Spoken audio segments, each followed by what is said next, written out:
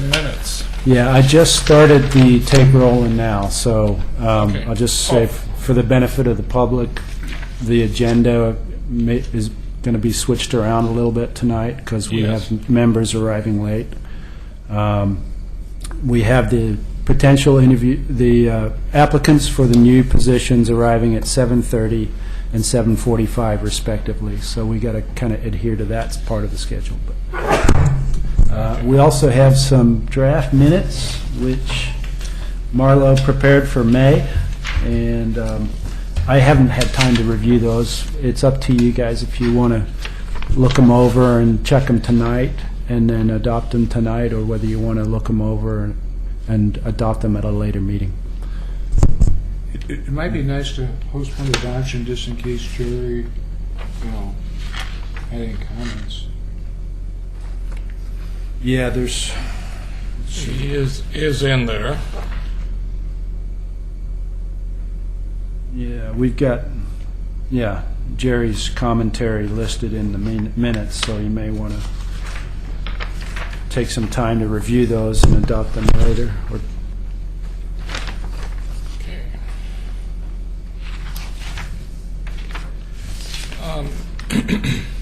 Okay, we have, so we'll table that for the moment until we have and hopefully get to it towards the end of the day, or the we'll do evening. that. We have public comments on items not on the agenda. And is there anything from the public not for non-agenda items? Okay, thank you.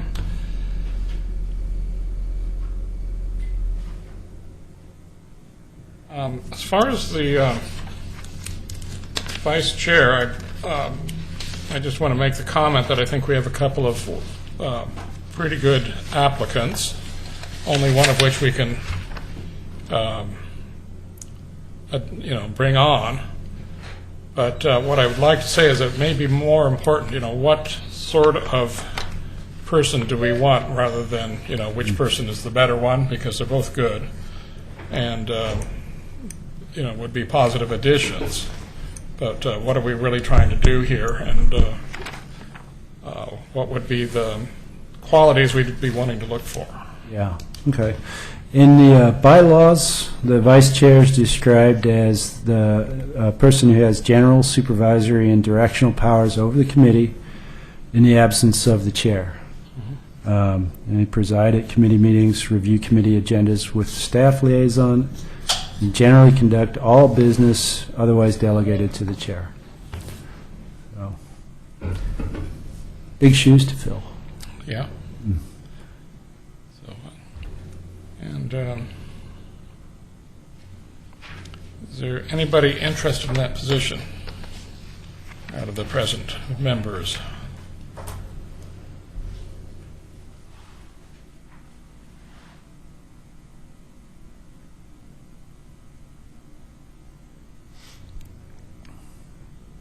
Jerry interested? I don't know.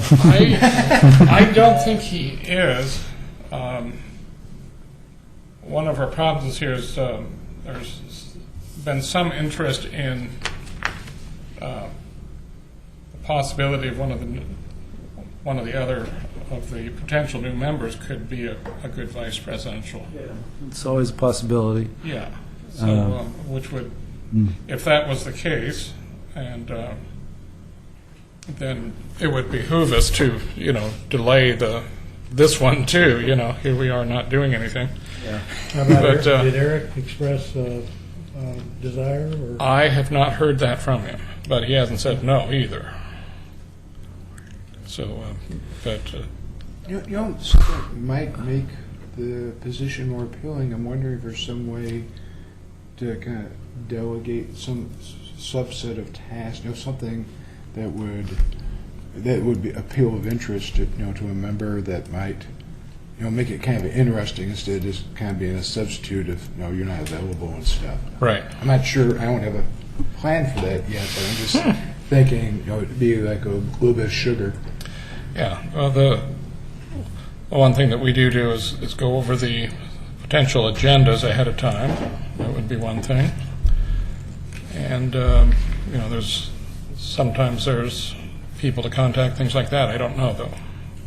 Hadn't really thought that through myself either. No.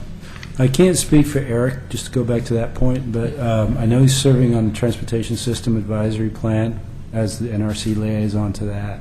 Mm-hmm. And also, our standing tree subcommittee chair at the moment.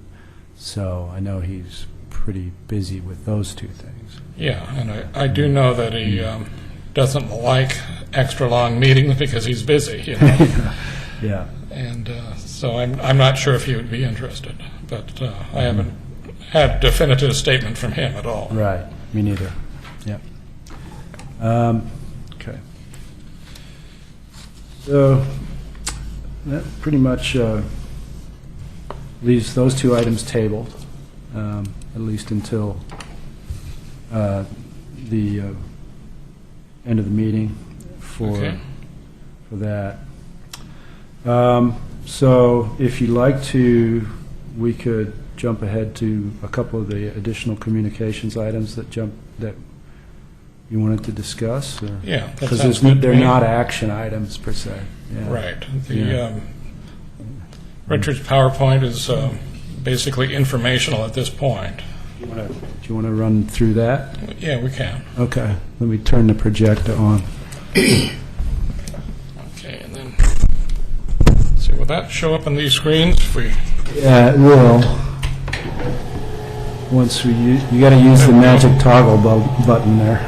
yeah, I got it.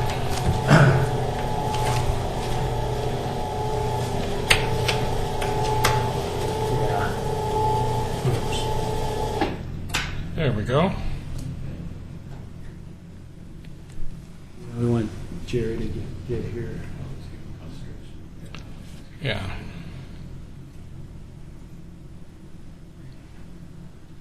Do you make the changes from that side or Yeah, we can't Okay. control it from here. from here? Meaning- We can't, we don't have Yeah, actual, yeah, okay. this is a dumb terminal, in other words. Well, that benefits us. then. Yeah, just appropriate, yes. You're trying to match technology. Yeah.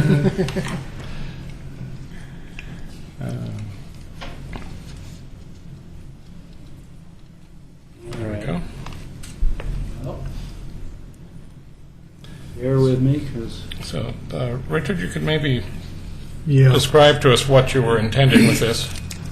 Yeah, this, I guess, 2 months ago, Eric mentioned that he wasn't even aware of issues and so forth, and maybe other folks are not aware of what's going on down at Clackamas Cove.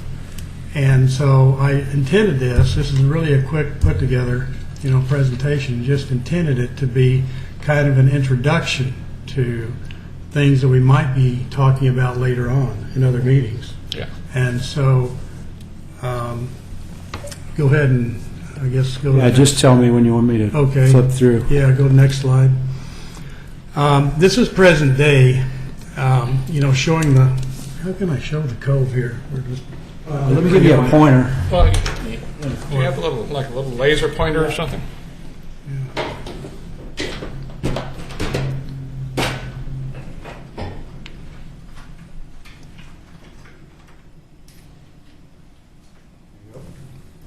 Press that button. Okay. Anyway, this presentation is going to include this area, basically from here down to the mouth of the Clackamas, with the cove being here, of course, the mouth of the Clackamas here, and the Willamette flowing that direction. And the idea, again, is to just kind of look back in history a little bit. So now I want to go to the next slide, which is an 1852 plat of Oregon City. And the red shows the approximate alignment of Highway 99 East. That's where Highway 99 East would be, roughly. And again, this is a quick, put together for a PowerPoint presentation, so don't nitpick it too much. But in any event, that shows the approximate alignment. And you'll notice over to the right of the tip of the arrow, it shows bottomland. Okay? That's where Clackamas Cove is now, in that vicinity. Next slide. Richard, can Oh, I clarify go back. one thing about Yeah, the go bottom back one line? more. Yeah. Would this area be characterized as kind of like a mark, or what was it like? I would say it could have been, it's called lowlands, bottomlands, and there's another term for it I can't recall now on some of the other maps I've seen. But I would guess it was probably a wetlands Okay. at that time, you know, Yeah. in there. Living in that area, there are, one piece may be wetland, the next piece not, and there was lakes as well in there. And there's, I think there's a couple of tiny pieces of jurisdictional wetlands in the area still, but most of it is long gone. Now, maybe of general interest, Oregon City, main part of Oregon City, a place called Clackamas City up here. That'd be roughly High Rocks area, I believe, somewhere in Yes. there anyway. And then it talks about Indian Village, Indian Graves, and so forth. It's just kind of interesting looking at old maps. Let's go to the next one, please. Yeah. Now, this is basically 1883. Again, the alignment, the approximate alignment. And what I wanted to show there was that curvature in the river. Note the curvature in the river. We'll be referring to that as we go through these. Also note that there's an island out there at low water. And this is called, Clackamas Bottoms in this case. And let's go to the next slide. This is around the early 1920s. Note that the 99 is not there yet. And I'm not exactly sure when 99 went in, when the bridge went in there. But I'm guessing somewhere in the 20s, and we could get more information on that if we wanted. But again, note the curvature of the river there. See how it comes down from the east, and then you get this really sinuous curve here going over toward where the bridge will be. And looking down lower, you'll note the gravel mining at the mouth of the Clackamas and in the Willamette at that time. And I'm not sure if they were mining the gravel on the island or not. The island is there. You can see it in this area here. And it does say gravel. borrow pit, which generally Yeah. implies that they're mining gravel or something there. Yeah, that would be down in this area, these two areas here. And I would assume they were up here too, but I don't know. Go to the next one. And let's see, this is 1914. The highway's not there yet. And note the curvature again. And also note the island out here again. And you can see the water around the island. So the water is going around this curve, which would be kind of a natural feature of what you might expect out there based on the hydraulics of the river. Okay. Yeah, I noticed that there's some depressions indicated, Oh. some of which have lakes, Yeah. and those would likely be wetlands. Yeah, these would be the lowlands again, the bottomlands and so Yeah. forth. How big would this island have been? Just roughly an acreage. Probably maybe an eighth of an acre, Oh, okay. maybe. I could tell you exactly, basically. No, I was just kind of curious of the scale. Yeah. Okay, let's go to the next one. Now we've got 1939, and the highway is there. Okay. We've got 99 East, the bridge is across there. Note the island, and note the curve here again that we've got in the river, and water is going around the north side of that island. And at this point, the lowlands are still here. Okay. Next slide, yeah. 1961, you can see that something's happening out here. Not sure what. That may just be a pile of water in the low area. It could have been dredged out, or I'm not exactly sure why it's there, but it is. And note the curvature in 1961. Okay, now keep going. All right, this is 1985. The cove is there. I believe, didn't Jerry say that dredging started in 1970 I believe. Let's see if I got those notes Yeah. in my thing still. Okay, but on this one, note the curvature. It's hard to see on this, but kind of note that. Okay, look how straight that is there. All right. Now, go back one slide if you would, just to get the perspective a little bit. See how, Nope, I don't. you know, see, it looks like this is being filled in, you know, somewhere back here. Like the, you know, the island's not there, and it could be, again, the time of the year that the actual photograph was made, I'm not sure. But in any event, the curvature is not there for the island in 1961. Let's go to the next one.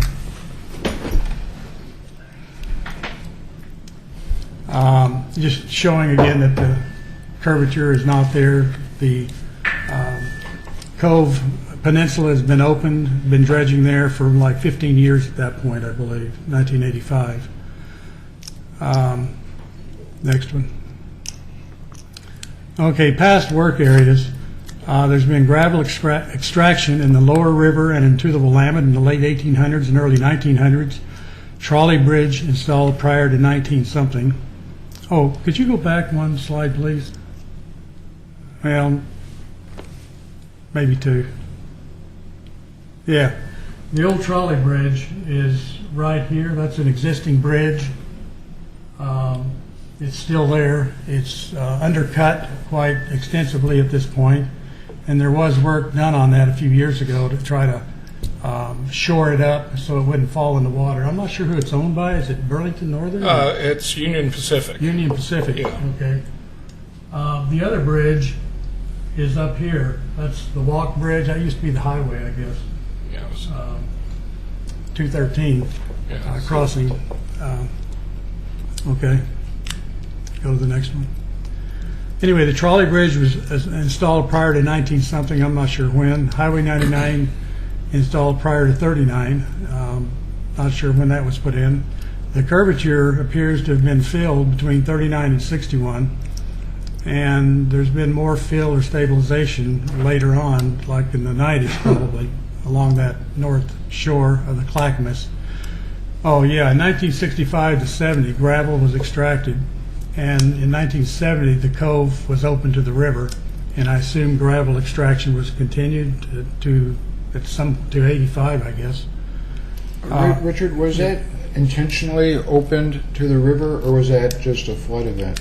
I think it was intentionally opened, and somebody correct me, because they needed to get barges up the river to take the gravel out. Yeah, the mining was performed by a barge company, so Oh, okay. and they one of the reasons it became jurisdictional waters of the United States is because of that commercial traffic that occurred there.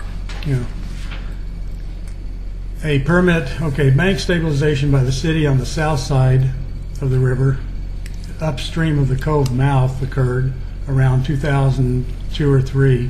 A permit also, well, a permit was secured by the city at that time for that work, and at that same time a dredging permit was received by the city for dredging at the mouth of the cove in order to try to keep it open longer. And but they did not dredge. The city did not dredge at that point in time. And around in 2008, another dredging permit was secured, but dredging hasn't been done at this point. And I have questions on whether or not it should be done, frankly. And we can talk about those sometime. Next one. So basically, to kind of summarize this, starting down here, you know, that curvature, that's been filled, or somehow the river's been straightened. And I assume this filling occurred sometime around the construction of the highway bridge across the river.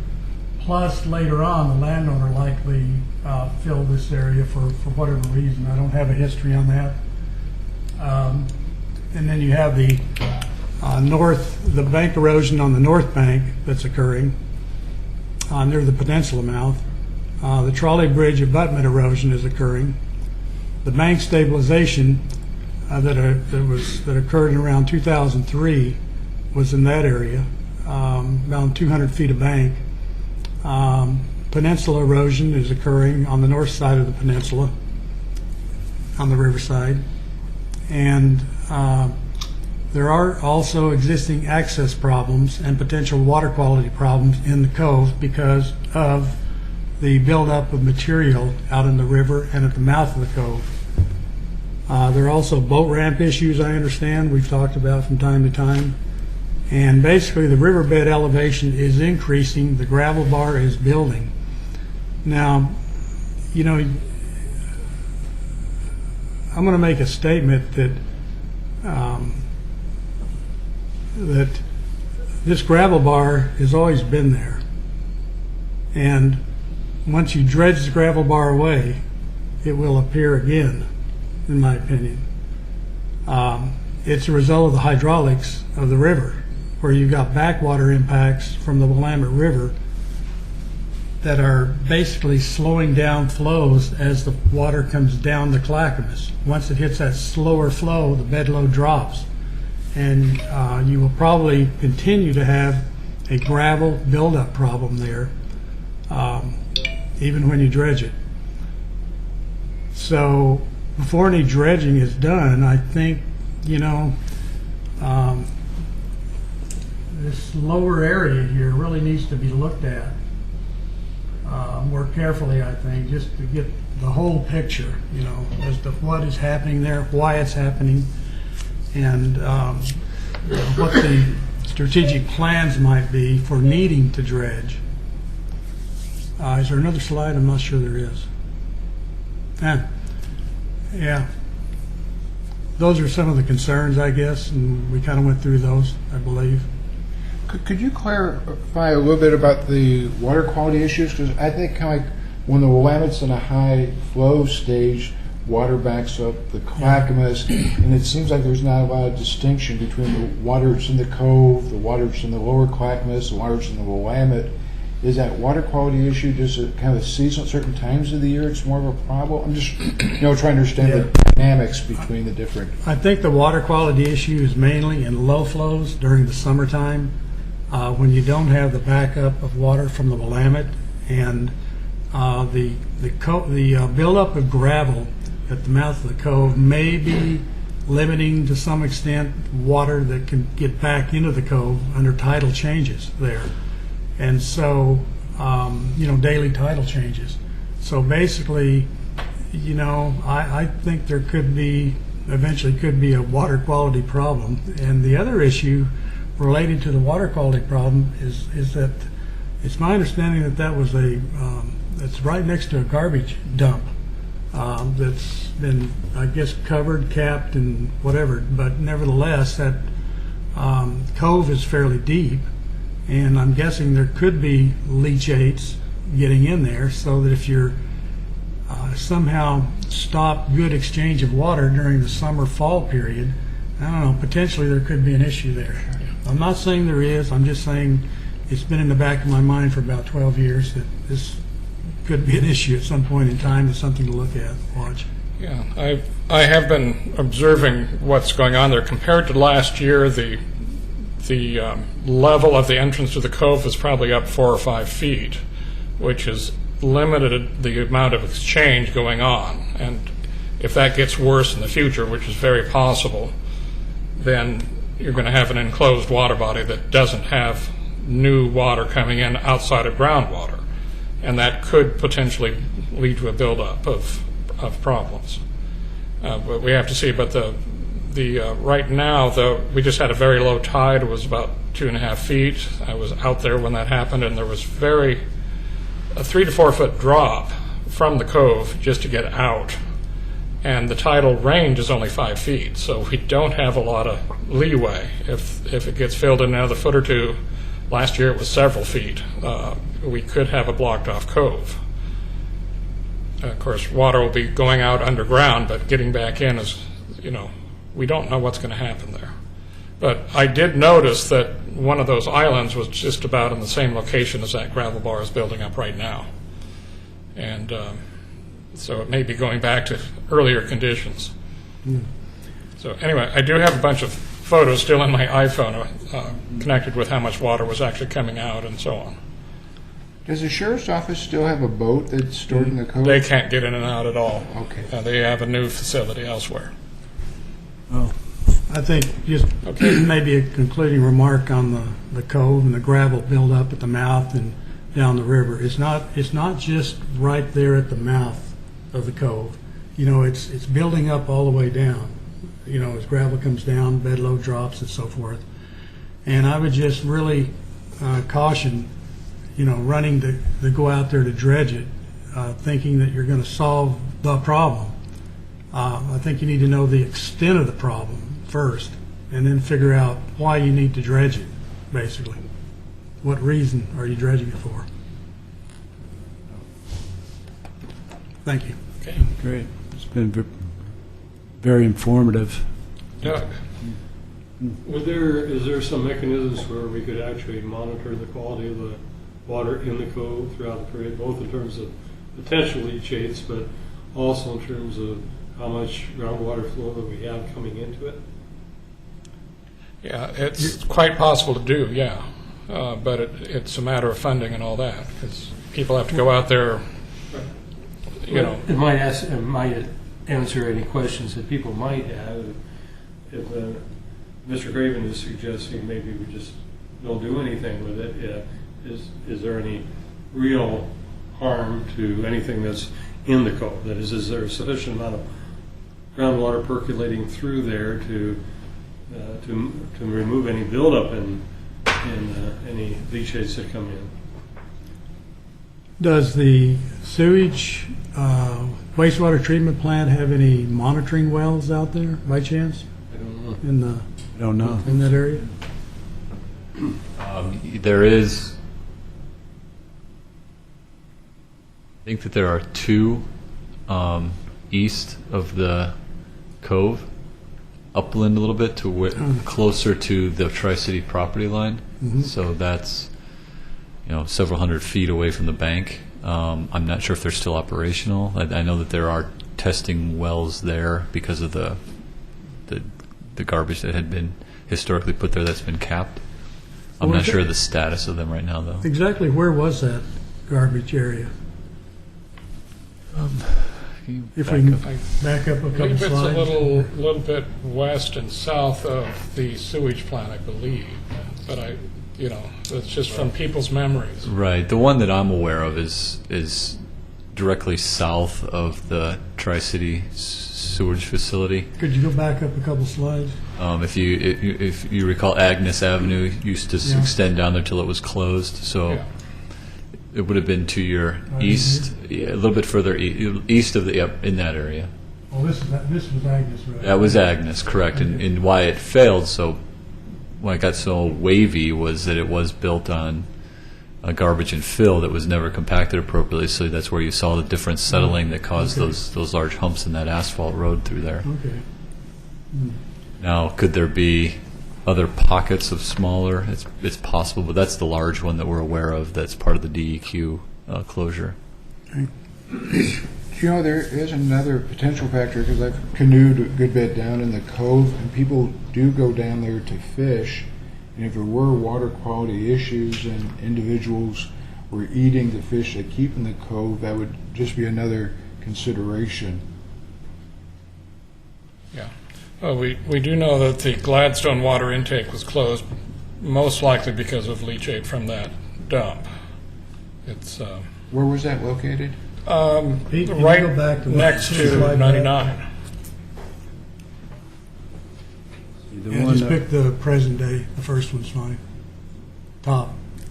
I think this may be a good opportunity from both the City Commission's goals and objectives from 2011 to 2012. One of those is under Goal 1, Building a Sustainable Future, working with the Natural Resource Committee, was to address Cove Peninsula stabilization and erosion. So what we consider the Cove stabilization is kind of that north stretch of land between the Cove and the Clack. Yes, exactly. Right here. Yes. Yeah. Okay. So that may be something we didn't know. I do have funds available to do some limited study of that area. So maybe that's something where we could start a discussion on what's some type of an RFP or work product that we'd like to see out of there. I don't know that we could get into the hydrology of the river per se. I think it was more focused on that peninsula spit, the work that was done for the bank stabilization project, looking at that again to see how that's holding up, see what other opportunities we have out there and what we could do with that resource there. Okay. So that may be something to think about, and we could maybe start putting together a work product of, goals, what that RFP may look like, and we could probably try and get that started later on, early 2013, as we kind of free up a little bit of staff time. I would encourage you, if you possibly can, to look at that whole area. Because you're homing in on one area here where there's a problem, but you don't know why the problem's there. And if you go in there and stabilize that somehow, you may find later on Doing more that you damage. did the wrong thing. Right. And so I guess maybe as we work through the scope Yeah. and kind of try and define that, if it does expand beyond what my interpretation of the original money was set Yeah. aside for, maybe we could go back and have that discussion to see if that larger scope is acceptable and still fits within the monies that I have available to do the work. Yeah. Just keeping in mind that anything you do out here that pushes the water to the north is probably not a good idea either, because it just pushes the problem somewhere else, whether it's to this land to the north that's already being eroded severely, or to the abutments on the bridge. And the bridge may be part of the problem there, I'm not sure. Okay. Thank you. Thank you for putting that together. Thanks, Richard. Okay.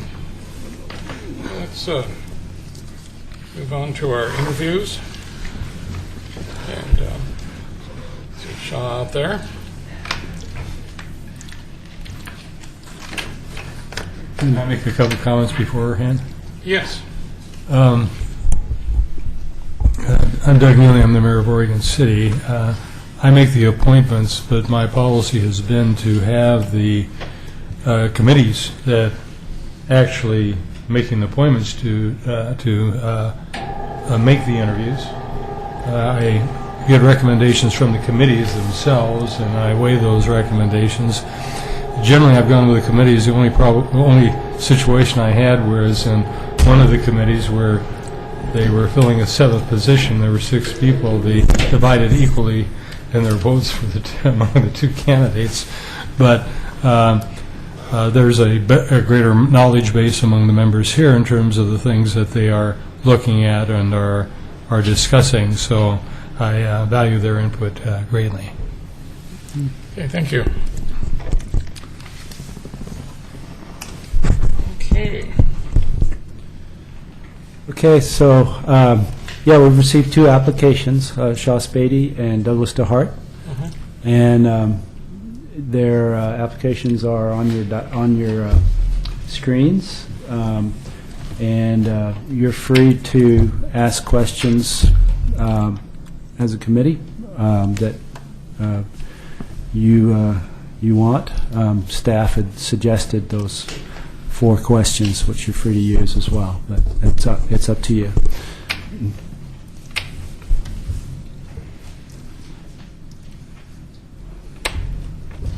Okay. All right, how'd you get this thing up? So you got turn to the right, Yeah. and then it takes time. Then if you want to view the document, Nothing. Oh, the documents, thank you.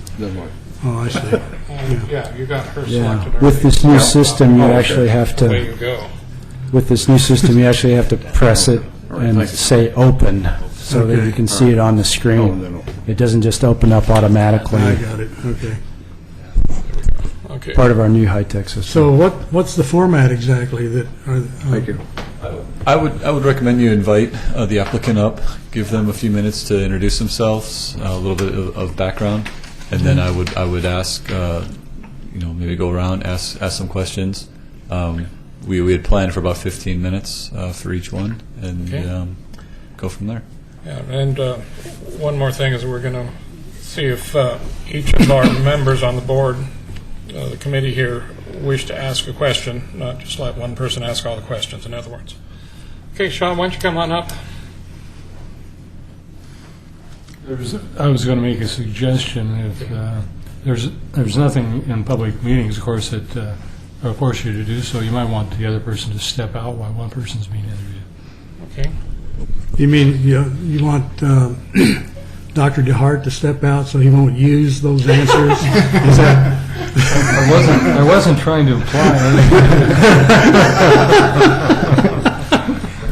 Yeah, I would really like to see two applicants that sound exactly the same. That would be really good. If you wouldn't mind. Thank you. Yeah. Okay. Okay, why don't you go ahead and fill us in on why you're here. Well, believe it or not, this is the first time I've ever interviewed for anything. So I'm not coming at this as a professional interviewer person. I don't think anything's ever changed with me. I'm here because I am an advocate and a voice for the planet and the living species on the planet. I have no other agenda. And I am not a policy wonk. I know that I can be a very strong-willed and relatively abrasive and pushy person when I have something in mind that I think should happen, and that's no surprise to anybody that knows me. I mean, I'm just right out there and honest about it.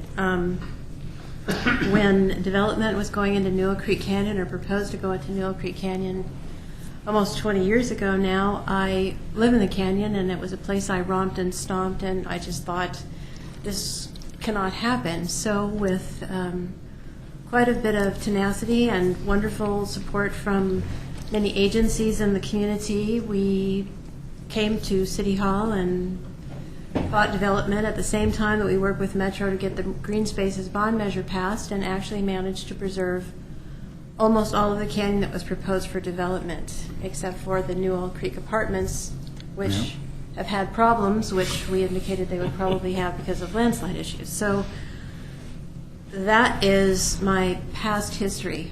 I also had a brief stint on the Natural Resources Committee at a time when the city was rewriting its plan, comprehensive plan, and related amendments. And I think the Natural Resource Committee came into the process a little bit late, so to speak, as process goes. But we had an amazing team of people on that committee, and we took the pre-existing plan, comprehensive plan that was being proposed, and looked at it as though if the environment really mattered, what would this plan look like? What would change? What would stay the same? And those places we felt it was imperative that it changed, we changed language and made suggestions. And the downfall of that wasn't the suggestions we made or the plan we had, but the fact that the process we used went stronger and faster than the institution into which it was presented. That's the best way I could put it. So currently, I think there is no less pressure on the natural environment than there's ever been before. And the issues we were talking about then about cumulative impacts of stormwater, the city's done quite a bit, I believe, in terms of unstable slopes, and because of their own experience, they really understand there are such things as carrying capacities of the land in terms of land stability and slope stability, but it's also true in terms of water bodies and water structures as well. So my observation is that that it may be time to look at making some changes to the city codes related to stormwater management. Off the bat, I will tell you that I would start with no stormwater shall leave the site, period, and go from there, because we all know that everything degrades from whatever the code is. So I thought, well, go for the straight code.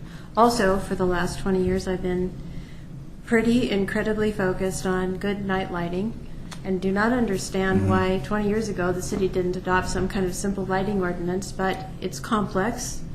And now IDA, the International Dark Sky Association, has actually taken them 20 years to do their code, and they have a code in place that's done that is like you plug it in and use it.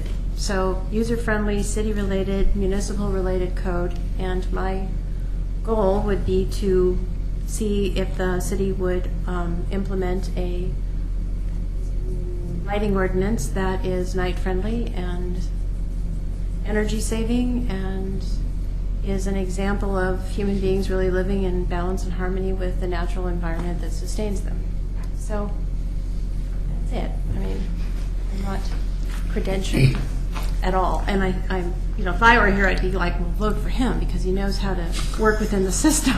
So, and he's brilliant, and what a wonderful man. But so I'm just here. If the city is, and you are, up for an experience of having me on board again, then that's a choice you might make. But I will push. So that's reality. That's what I bring. Your focus would, may I ask a question? Yes. Your focus would be on stormwater primarily, do you think? If at least that would be a really top interest, plus the lighting? Is that? Lighting, I think, is a no-brainer in that we can just present the language, the documents, supporting documents, everything that a city would need to implement it, and the city can say yes or no or make changes as applicable. I think the water issue is a little more complex because it will take some people with quite a bit of knowledge, engineering knowledge. Well, I'm an English major with some experience in land use law, so I think that writing an ordinance that works for stormwater would be a little more challenging because you'd have to have more of a creative process and an integrated process. It's not like somebody would have done the work. But I think because of the dynamics of the situation in Oregon City, it's a prime candidate for really innovative new stormwater codes, because there's a whole new level of stormwater analysis that's going on out there right now. So it would be good to just bring it in and see if we can implement it.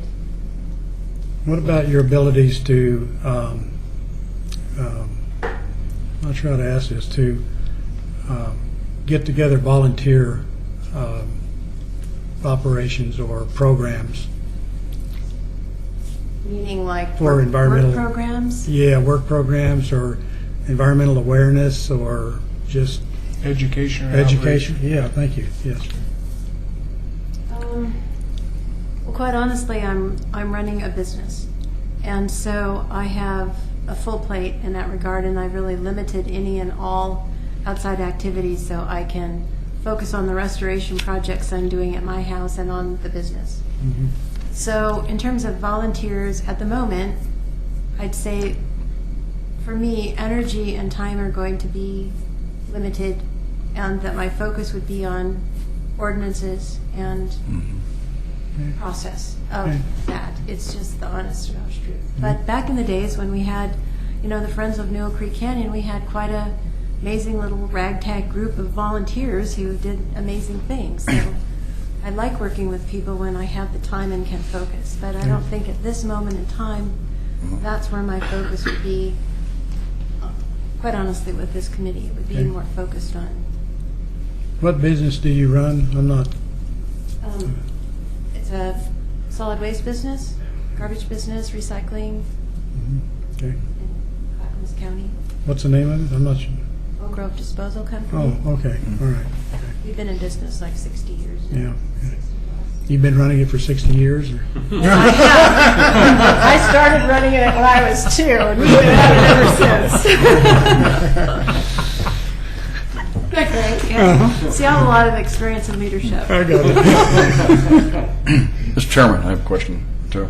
This is more of a comment. I didn't hear you say this, but I believe you were one of the founding people of this body, helped write the enabling Yes. information that would then take this to a city process. Yes. So the Natural Resource Committee came about because of Shaw's efforts, as I recall.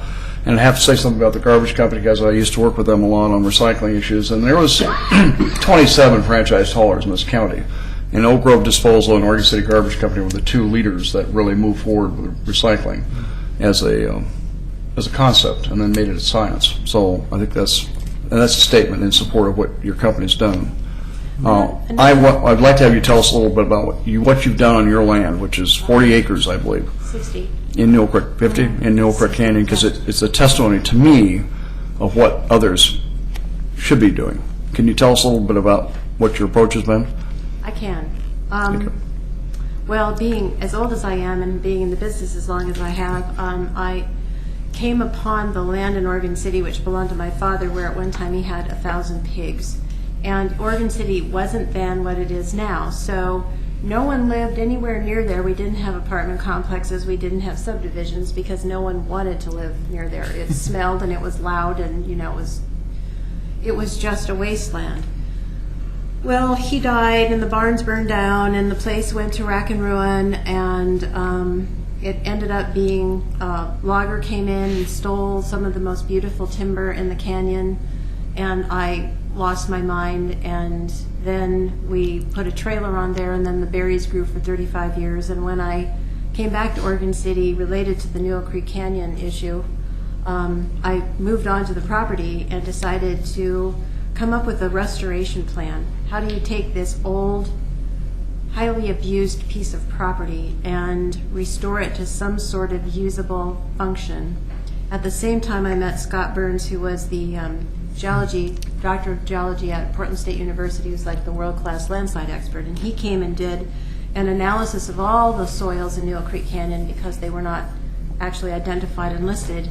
And in that process, we started having landslides on my property, and part of it down below was sliding. So he came, and I worked with he and a person from Metro, Esther Lev from the Wetlands Conservancy, a friend of mine who knows how to do geological engineering type stuff and land work. And we created a plan, a restoration plan, which included putting in a French drain to get the water off the slope and move it over into a side drainage area that didn't have slope stability issues, and take it down. And I've been working with the Soil and Water Conservation District to do best pasture management practices on the land, to abate mud, because I have a couple of horses, and to create pastures and open space for riparian animals in the canyon, since now most of the open space is filled with subdivisions.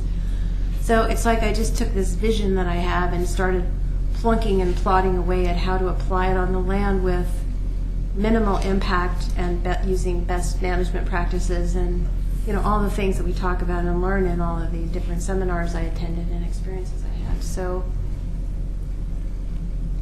that's what I've done there, and it's quite amazing. I built a barn with all reused wood and on the old cement slab with the drainage, the old drainage, and integrated that, and just tried to be as innovative and using as many used products without having to go into the new market end that I could. And so of course I have new electrical stuff, but all of the structures and things are built from old things, and that's how we design and work as a team.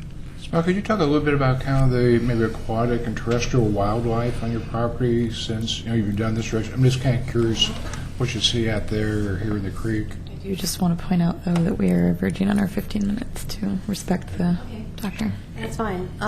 Well, there's not much I can do to the streams, just because upstream from me is the city of Oregon City and all the different tributaries, and stormwater comes plowing off the apartments and sizing the land, and then slopes instability happens and sediments occur and all that stuff. But in the pond area where we recreated the old pond, in the winter it fills up, and I have wood ducks, I have herons, of course, who come and eat all my frogs, which I thought were great the first year, but then this year it's like I was shooing them away.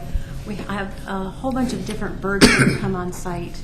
So because it dries up in the summer, I don't add artificial water to it. I don't have year-round aquatic, but I do have seasonal, which is really interesting how that's starting to develop over time. Yeah. So it's all just experience. It's not really. It works. It works. Okay. Thank you. All right, thank you. Thank you, Shaw.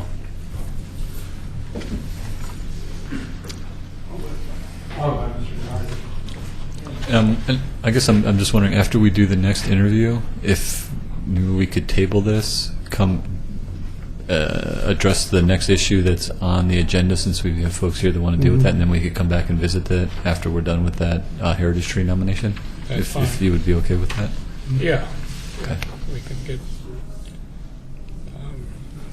I'm sure everyone here is enthused to wait through everything else that's on the agenda, so we can get on to the Walnut Tree after the next interview.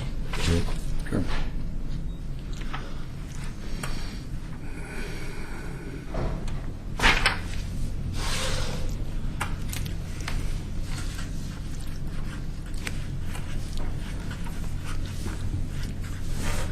Well, if you'd like, I can just go ahead with introducing myself first, and Sure, then that's what we're going to ask you to do anyway, so. good deal.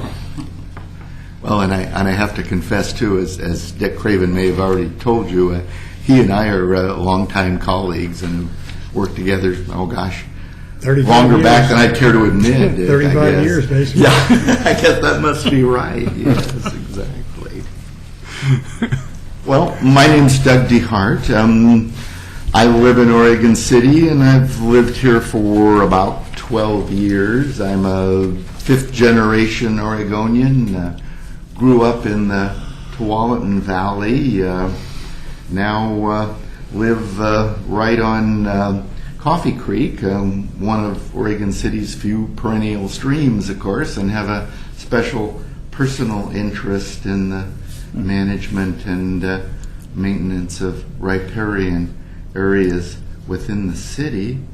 I'm a professional fishery biologist by training and vocation. If you've looked quickly at the application materials there, you know I hold a couple of degrees here and there in various aspects of biology, fisheries science, and statistics.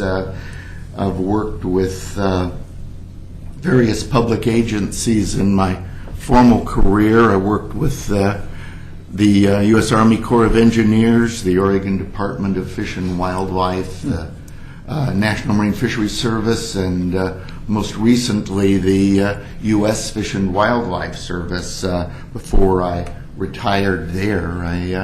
I do some consulting work now, but I'm mostly retired at this point, which kind of, I guess, comes around full circle then to why I would be interested or might be interested in working with you and with the Natural Resources Committee. Is it? You want me to just go on a little bit and say a little Sure. about that? Is that helpful? Sure. I guess I'm one of these people that feel strongly in giving back to the community that you're part of, you know, and I think this is an opportunity for me to do that. But as I confess too, it's also an area that I have a strong personal interest in, and very much would like to see Oregon City maintain and protect its natural areas and make best use of them for future generations. I mean, this is a relatively small city, and it's going to take some some intentional planning and good decisions in the future to maintain those kinds of options and those resources. It's one of those things that I would enjoy very much being involved in and being a part of, and I would think it'd be one of those things that a person could feel quite a bit of pride in succeeding. So I guess that's kind of who I am and why I might want to be involved in the Natural Resource Committee. I noticed, I candidly saw these draft interview questions in advance because they were part of the agenda for tonight's meeting. So I have a little bit of an idea if that's some of the information that you're looking for. Got a little bit that I could say about my experiences with other advisory groups, if that is something that you're interested in. Yeah, Okay, well, sure. Because of the kind of career I've had, of course, I've served in various advisory groups through much of my life, but kind of to focus in on, what have I done for you lately, I suppose, I'm a member of a statewide advisory group that Dick knows quite well, the State Fish Passage Task Force, which is an advisory group to the State Fish and Wildlife Department and the State Fish and Wildlife Commission on artificial obstacles in streams and fish ladders, culverts, and other means of providing connectivity in natural waterways. I'm on the advisory group for an Oregon City-based group called the Northwest Sport Fishing Industry Association, which is an advocacy group for sport fishing in the region. And not so much an advisory group, I guess, but recently, too, I've been asked to work with the Oregon City Library Foundation, which is a local group that is developing a fundraising plan for the proposed new library for Oregon City. So those are some of the things I've been involved in recently, and I've found that kind of work has generally been very rewarding. I mean, mostly because of the people you work with and the people you meet in the process of doing that. I noticed your question actually asks, did you also find it frustrating? Well, I suppose, in fairness, we all do, only because we've got great plans for the things we want to accomplish. And of course, you never get all the way there. You do the best you can, and you push the ball forward as much as you can in places that you feel it's important, and you always feel like there are things undone. That's just the nature of the beast, I guess. Do you have other questions for me, or want me to expand on something? Actually, may I? Or, Yes. Doug and I have known each other for literally 35 years. We both worked at the Corps of Engineers at one time. And then over the years, I've interfaced with him on projects, various projects and so forth. I've always found you to be a very, very sharp guy in the fisheries area, and also very, fair-minded and very cerebral in terms of thinking about projects and processes and so forth. But that's in fisheries. Now, how do you feel about things more in an urban environment? Like tree ordinances and comprehensive plan review, things that are not exactly, might not be in your area of expertise, but nevertheless, because I know the kind of guy you are, I know you can do this, with enthusiasm, probably. But have you thought about that at all in terms Well, I of... have thought about it a bit, and I do realize that quite a bit of what you deal with and the city deals with, of course, are terrestrial issues, and I guess my own perspective on that is first of all, I mean, any good biologist understands ecology and how the pieces all fit together. You don't just presto have a stream here and have nothing else contributing to that. Streams are part of watersheds. Natural areas have many components, and as a biologist, of course, that's part of the challenge, to understand the pieces of the system and understand how they all contribute. But of course, being a member of a community in a different way too, that raises, a whole different question. What adds to the quality of life of living in this community, and obviously that question has all kinds of answers, but a lot of them are related to the natural aspects of what's around you every day, what you see and feel and experience. That's part of all of our lives, and it's part of our surroundings. So I think that fits in here too. I guess from a technical standpoint, I would say, I've spent a fair amount of time being, a professional biologist, working on plans, working on permits, working on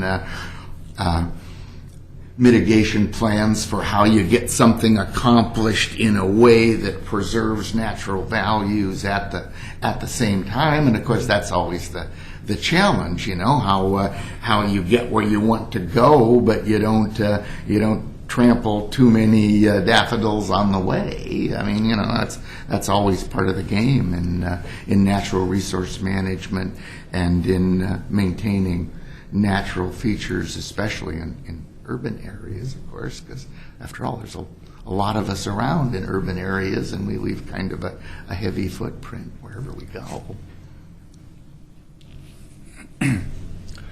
Doctor, my name is Jerry Herman, and my question, I guess, would be, this group is one of the things we'd like to do is see more volunteer activity within the city in certain areas that we're kind of focused on. Have you had much experience in working with volunteer groups yourself, or organizing efforts in any aspect of Fish Passage or anything else? Well, yes, I have.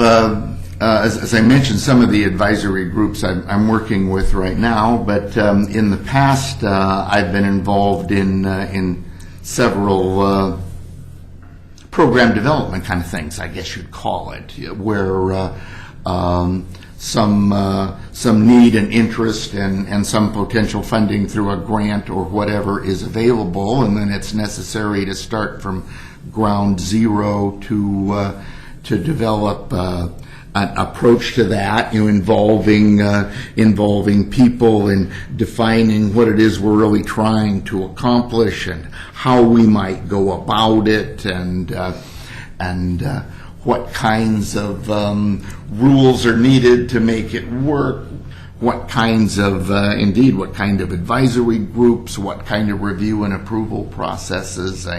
For instance, and this is one Dick knows a bit about too, I developed a program in the Northwest for fish green funding in Oregon and Washington and Idaho that basically used a series of advisory groups in the 3 states to basically identify needs, to prioritize them, to decide how we could best solicit local matching funds to get things done, how we could best involve people in local communities in having input into those choices and those priorities.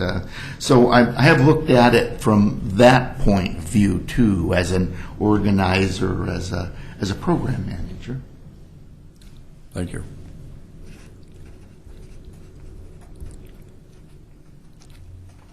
Do you have any questions for us?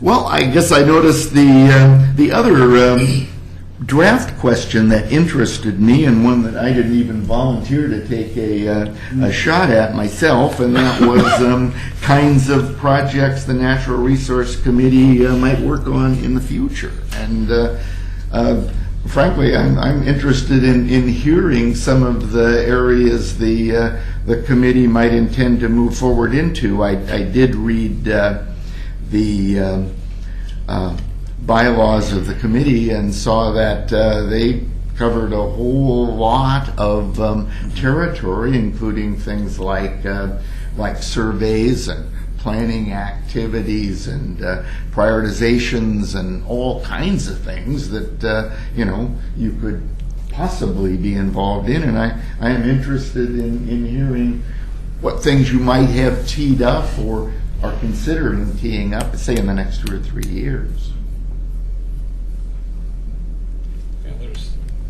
Go ahead. Just volunteer. I think one of the things, given the Oregon City is kind of a small part of the globe, but we're still part of the globe, I'm kind of nudging or trying to look at opportunities for the city to consider additional sustainability efforts, and what kinds of things could residents in the city do to minimize contributions towards climate change. Richard's, I missed Richard's presentation, but regarding Plaquemine Cove, et cetera, and the river, you probably saw that presentation. We met and brought up those ideas, and then he put it together. I really feel strongly that area, the whole issue of the Clackamas and the changes that are occurring is so dramatic, and it's already having impacts that may or may not ever be changeable, that somebody like yourself, you probably had experience in permitting and looking at channelization versus non-channelization and habitat creation in water, have you? Yes.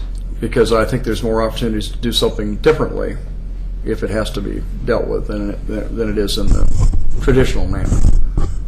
What did you do for the Corps of Engineers? Well, actually, I started out with them being involved in in-river permitting activities and environmental reviews, and then went on to run their research program on fish passage in the Columbia and its tributaries, big dams mostly. Stuff the Corps does. That almost sounded like an accusatory statement or question you had, accusing him.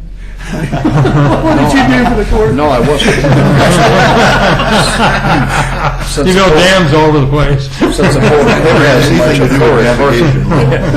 navigation either, so that's not my As you know, fault. Richard, anything that might be done in the Clackamas will require Corps of Engineer approval or adjustment to the existing permit. So, now tell me about what grant experience you've had with NOAA. Are you on a review body with NOAA grants program? I have I'm worked with familiar with NOAA that program. grants in the Yeah. past, Have you? actually, yes. As you may know, NOAA has a program actually for funding fish hatcheries and fish ladders and fish screens in the Northwest, and I was involved in the administration of that program at one time, and I guess, to be candid with you, sort of bent my pick on dealing with the Washington, D.C. aspects of federal grants, which are a crazy and sometimes frustrating area.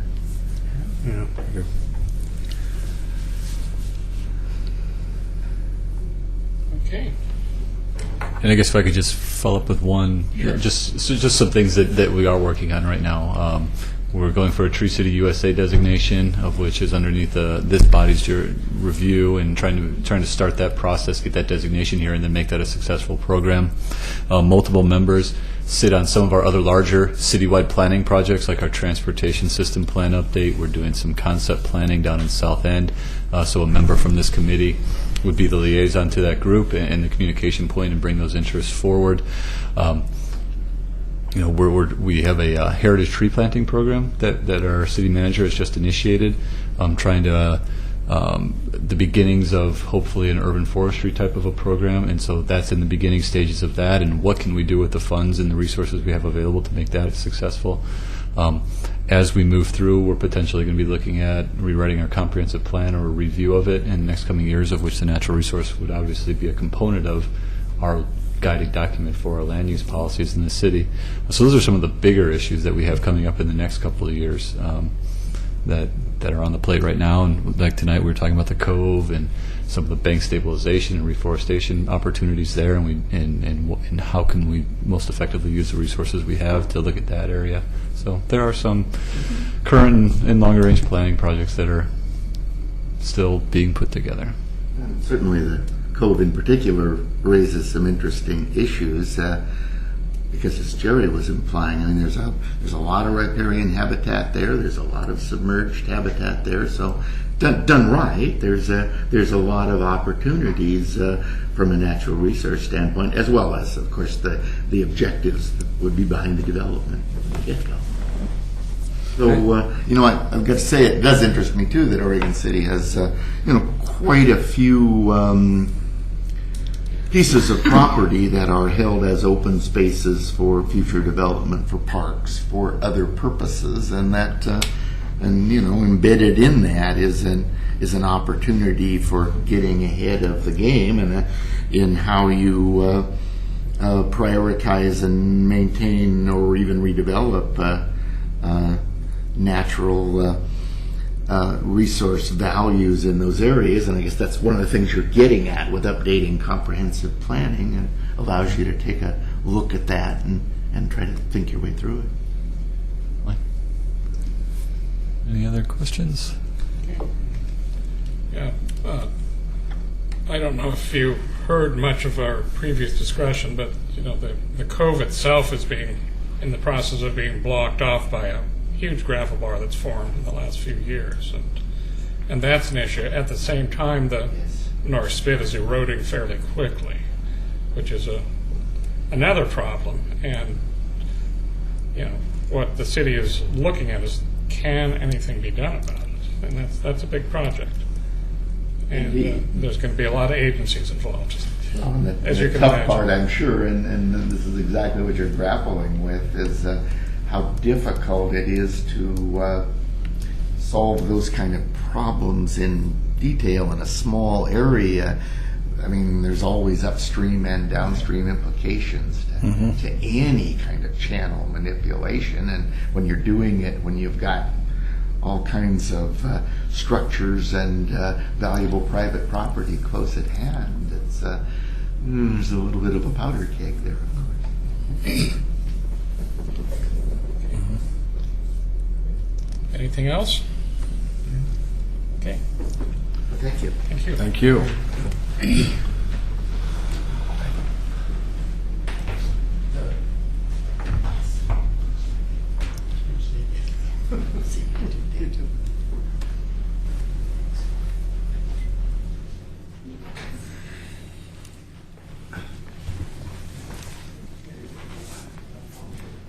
Okay.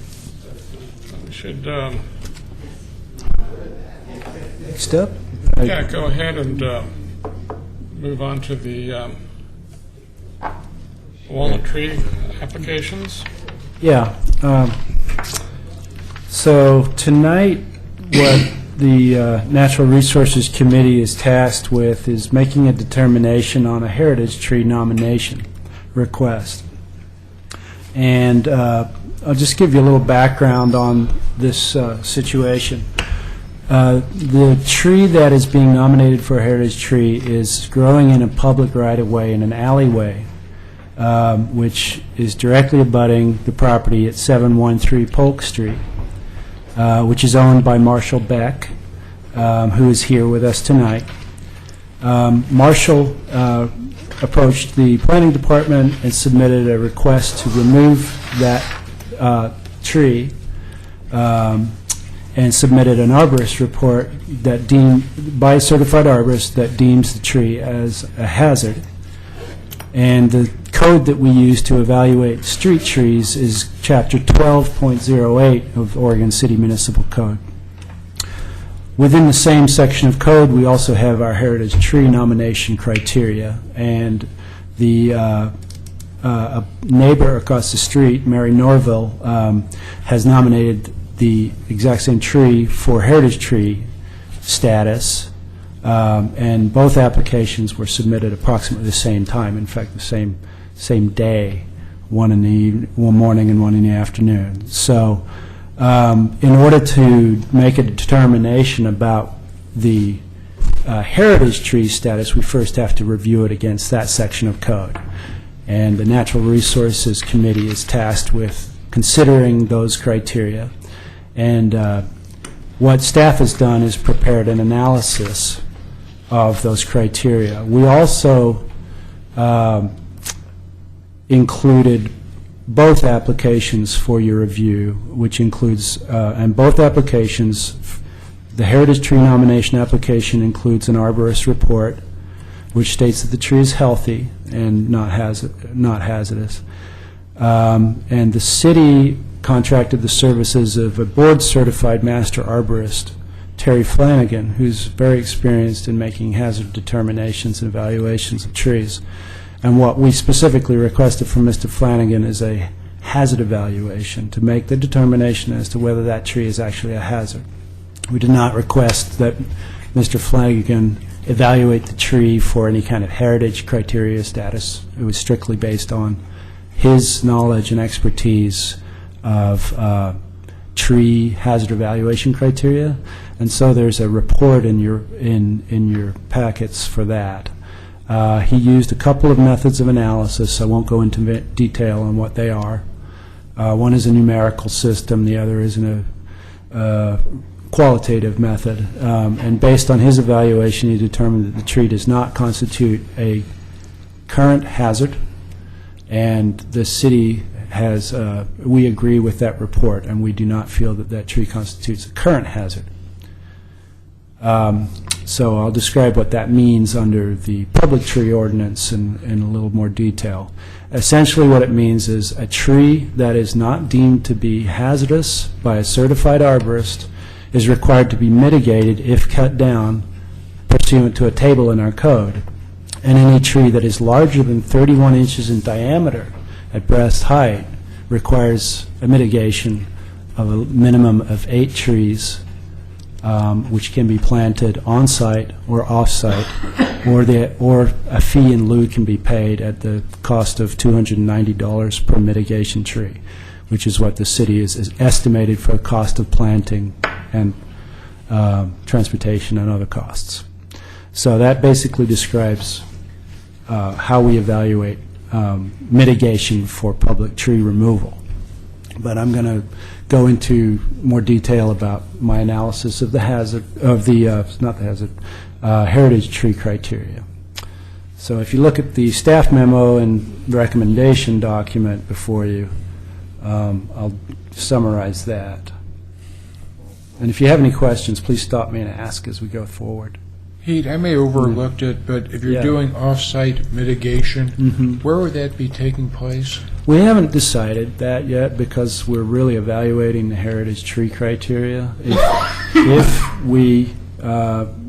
If the tree does not meet the criteria for heritage tree status and you determine as a group that it does not meet heritage tree status, then staff would make a determination as to the mitigation requirements for removal of the tree. It could be in a public right-of-way, in a park, it could be on the applicant's property, or not, but we haven't made that decision yet. No, I guess what I'm asking is, if it's not on the individual's property where the mitigation's taking place, Right. what kind of criteria and standards or priorities Yeah. are in place to guide where these trees show up? Because it seems there needs to be some kind of Yeah. logic or consistency or some kind of purpose served by. Yeah, in a formal tree planting situation where the purpose of the code is to have tree-lined streets in planter strips, we require that they be planted in the planting strip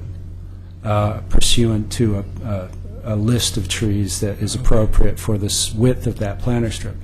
In a more informal or natural growing environment, there's more latitude. There may not be appropriate space to replant the same kind of tree in the same location. So it really, we have to make a determination as to what makes the most sense. What we've historically done is tried to focus on working with an applicant to identify appropriate areas to plant those where we know we have deficiencies.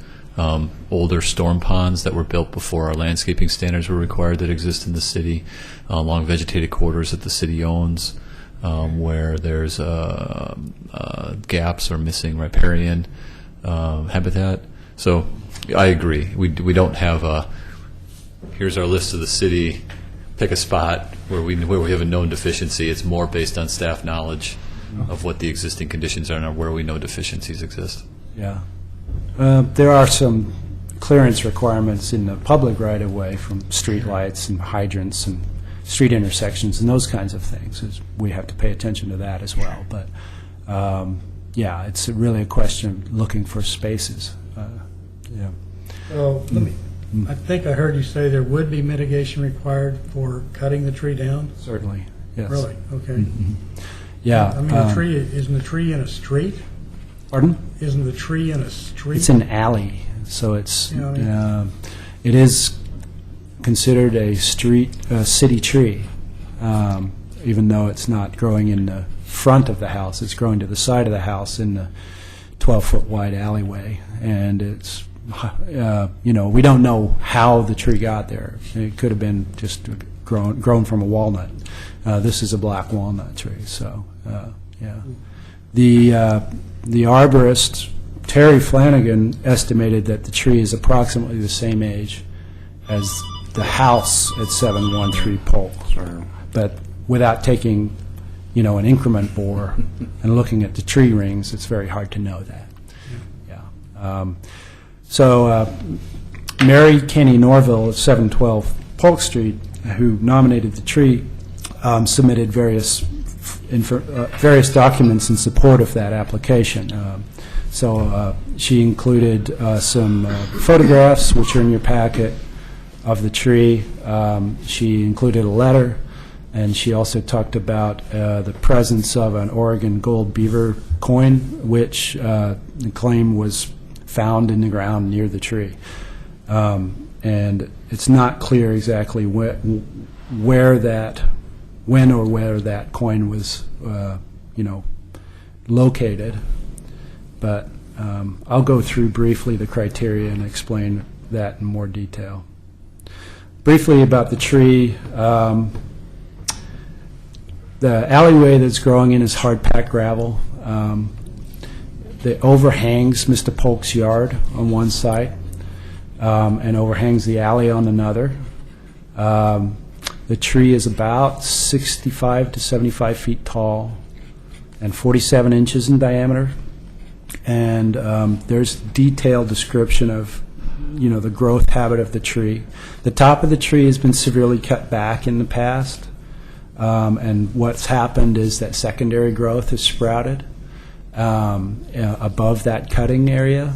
And one of the things that the arborists talk about in two of the reports is that regrowth that happens as it gets heavier and heavier in the future can potentially be a hazard in the future. And the crotch that it's growing out of can create a weak crotch, which if, gets rotted, it, creates a weaker situation than if the tree had been properly pruned back. And the arborist, Terry Flanagan, recommended what kind of treatment would need to be done in that case. So even though it's not a current hazard, all trees have the potential to become a hazard in the future if not properly maintained. Yeah, I'm having some trouble with my monitor here. It's a black walnut, which is more common in the eastern United States, but it does grow fairly widely throughout the Willamette Valley. We included a little bit of information about the biology and ecology of the tree. Yeah, it's actually considered, it's one of those ones that you don't see it around, but it is capable of coming up on its own. Yeah, exactly. It's not a highly invasive, but it is not one that a wild area manager would plant. And so I'll just go through the criteria briefly. So the criteria for designation start with the first one, which is A, that the tree be of landmark importance to the city of Oregon City due to age, size, species, horticultural quality, or historic importance. The nomination includes a 2006 letter to Bob Nelson, who was on the NRC and also a part of the tree subcommittee at that time, from Gerlinda Bauer, who's now deceased, who lived near that tree, saying that the only historical significance we know about the tree is my daughter once found an Oregon City minted beaver cold coin on our lot near the tree.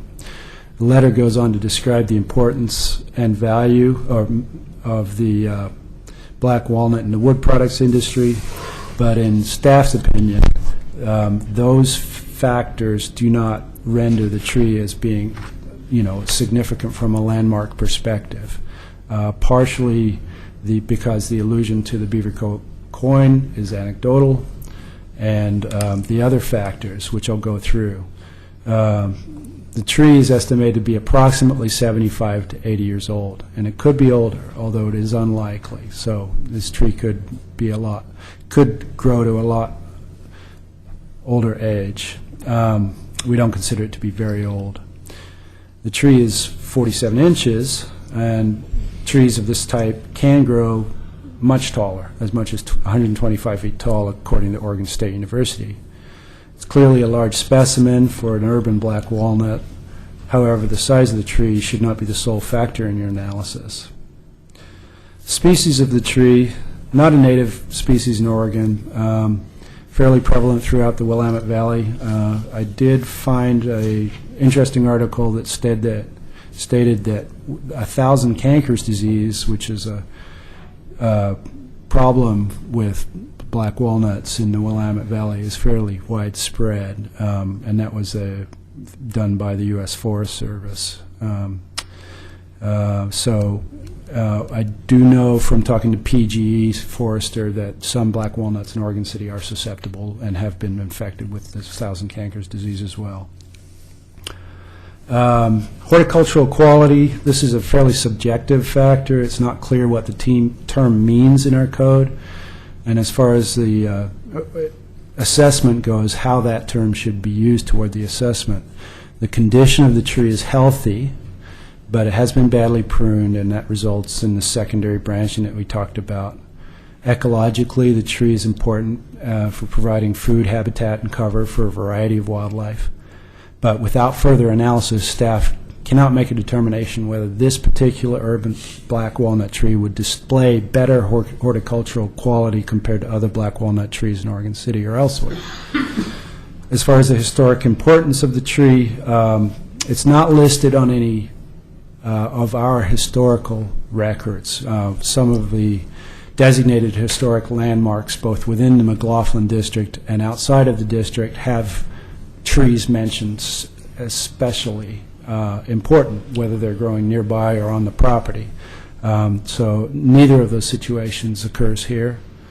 The reference to the coin being buried near the trees is interesting, but it is entirely anecdotal, and it doesn't render the tree to be historically significant in staff's opinion. As far as the first criterion, whether it has landmark significance, staff felt that it did not comply with that criterion. The second criterion is whether the tree is listed as a statewide heritage tree by the Department of Forestry, and it is not. The third criterion is whether the tree is rare or provides a habitat for rare species of plants, animals, or birds. And according to the Oregon Threatened and Endangered Species List for the Biodiversity Project that we've referenced in our Heritage Tree Ordinance as a potential code amendment, there's no documentation that this tree provides habitat for any threatened or endangered species of plants, animals, or birds, or whether the species itself is rare. And finally, the criterion that the tree not be irreparably damaged, diseased, hazardous, or unsafe, or the applicant is willing to have the tree treated by an arborist and the treatment will alleviate the damage, disease, or hazard. It's a very difficult question here to answer. I think one of the most important factors with respect to the success of designation of a heritage tree is whether the abutting a property owner is willing participant in the process. In this case, the owner does not want to preserve the tree. The owner would like to remove the tree.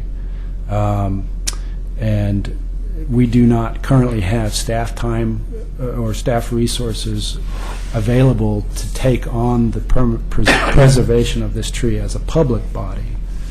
And we consider the willingness by the owner to participate in the heritage program a critical factor, because they will be required to record a restrictive covenant on their property that permanently protects the tree, and at their own expense maintain and alleviate any future problems that may occur due to this tree. So I feel that that criterion is not met, even though the tree is healthy at this point in time. So taken as a whole, my recommendation, which you can choose to agree with or disagree with, is not to designate this tree as a heritage tree.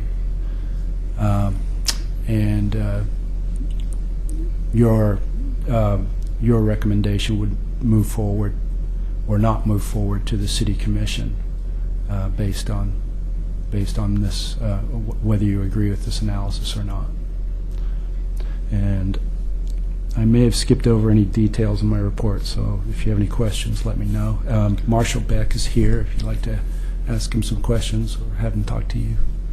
I think just one other point was that when we talk about heritage trees and specimen trees, one of the things we struggled with when we were looking at this was that it was improperly, heavily pruned, topped historically, which really does impact the tree in itself. I mean, today, we have an arborist report that says, it doesn't meet as a hazardous tree on the analysis that he did, but, there is a caution in there that because of that pruning that had occurred, it does tend to lead to a quicker deterioration of the quality of that tree, potentially leading to a hazardous situation. No, it does not today. But if you are looking at this as a specimen tree, our position was that you would want a tree that has not been manipulated to the intensity that this one has by human intervention. I'll also add that the analysis of hazard takes into account target area and what's below, and whether any potential target can be moved or not. And they talk about that in the report. If there is pedestrian or vehicular traffic that occurs at a regular basis in the public right-of-way below a potentially hazardous tree, that is a factor in the rating. The arborist felt that was a significant factor in taking the rating to a moderate stage from a lesser stage, was the target area. But it didn't make it a high hazard tree based on that factor.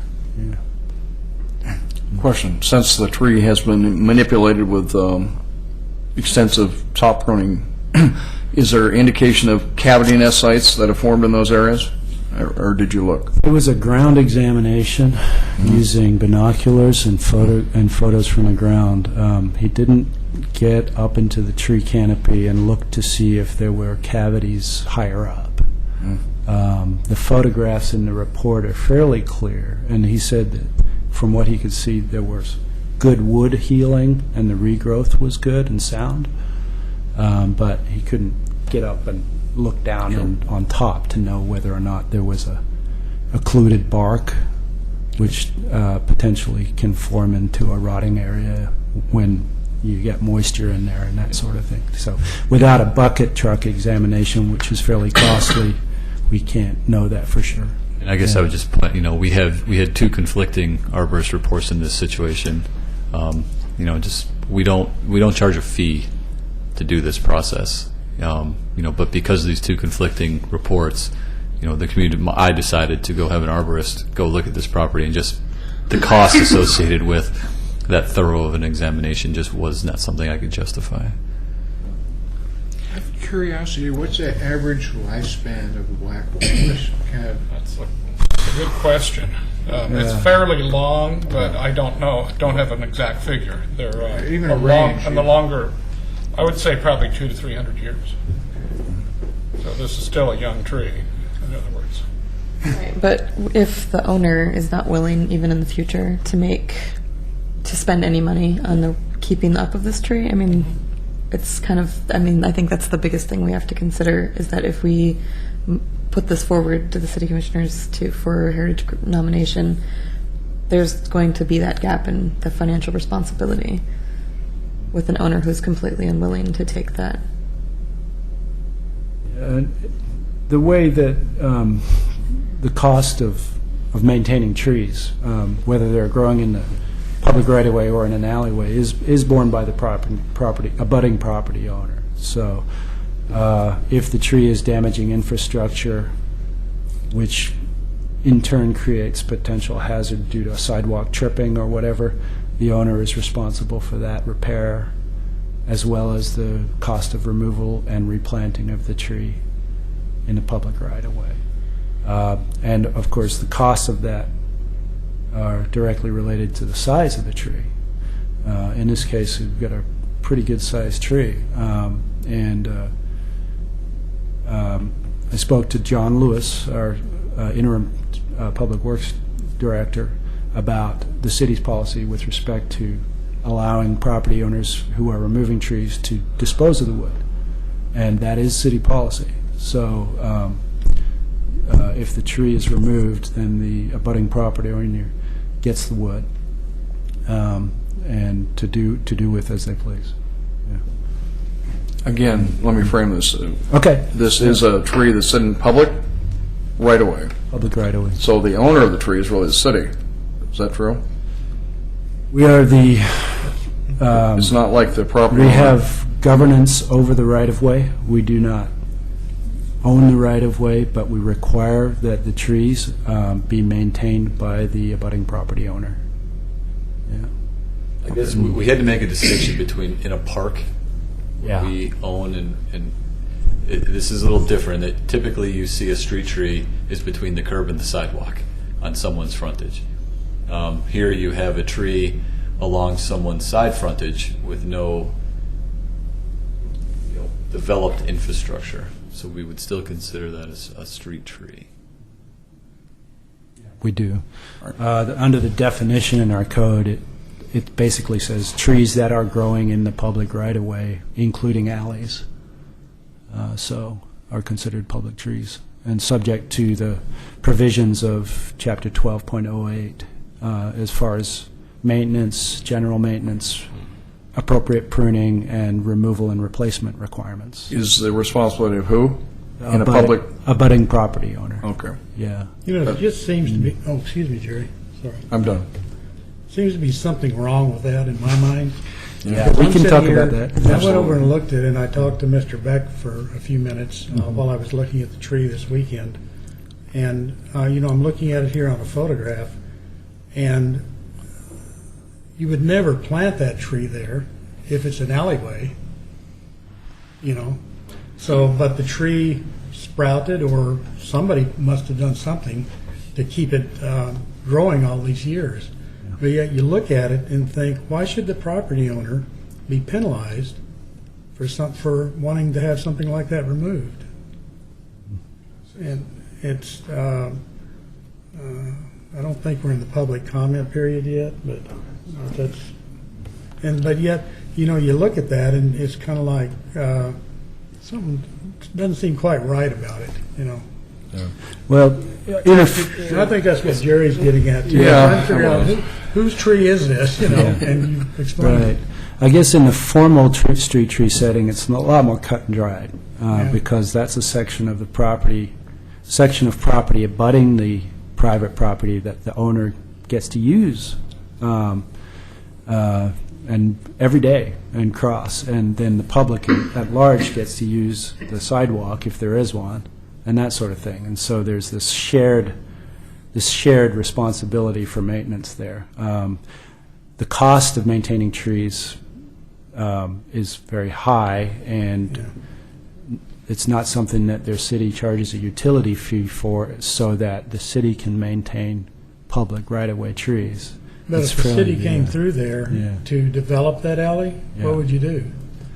You take the Um, tree down, or what, I mean, It depends. If in the alleyway, yeah.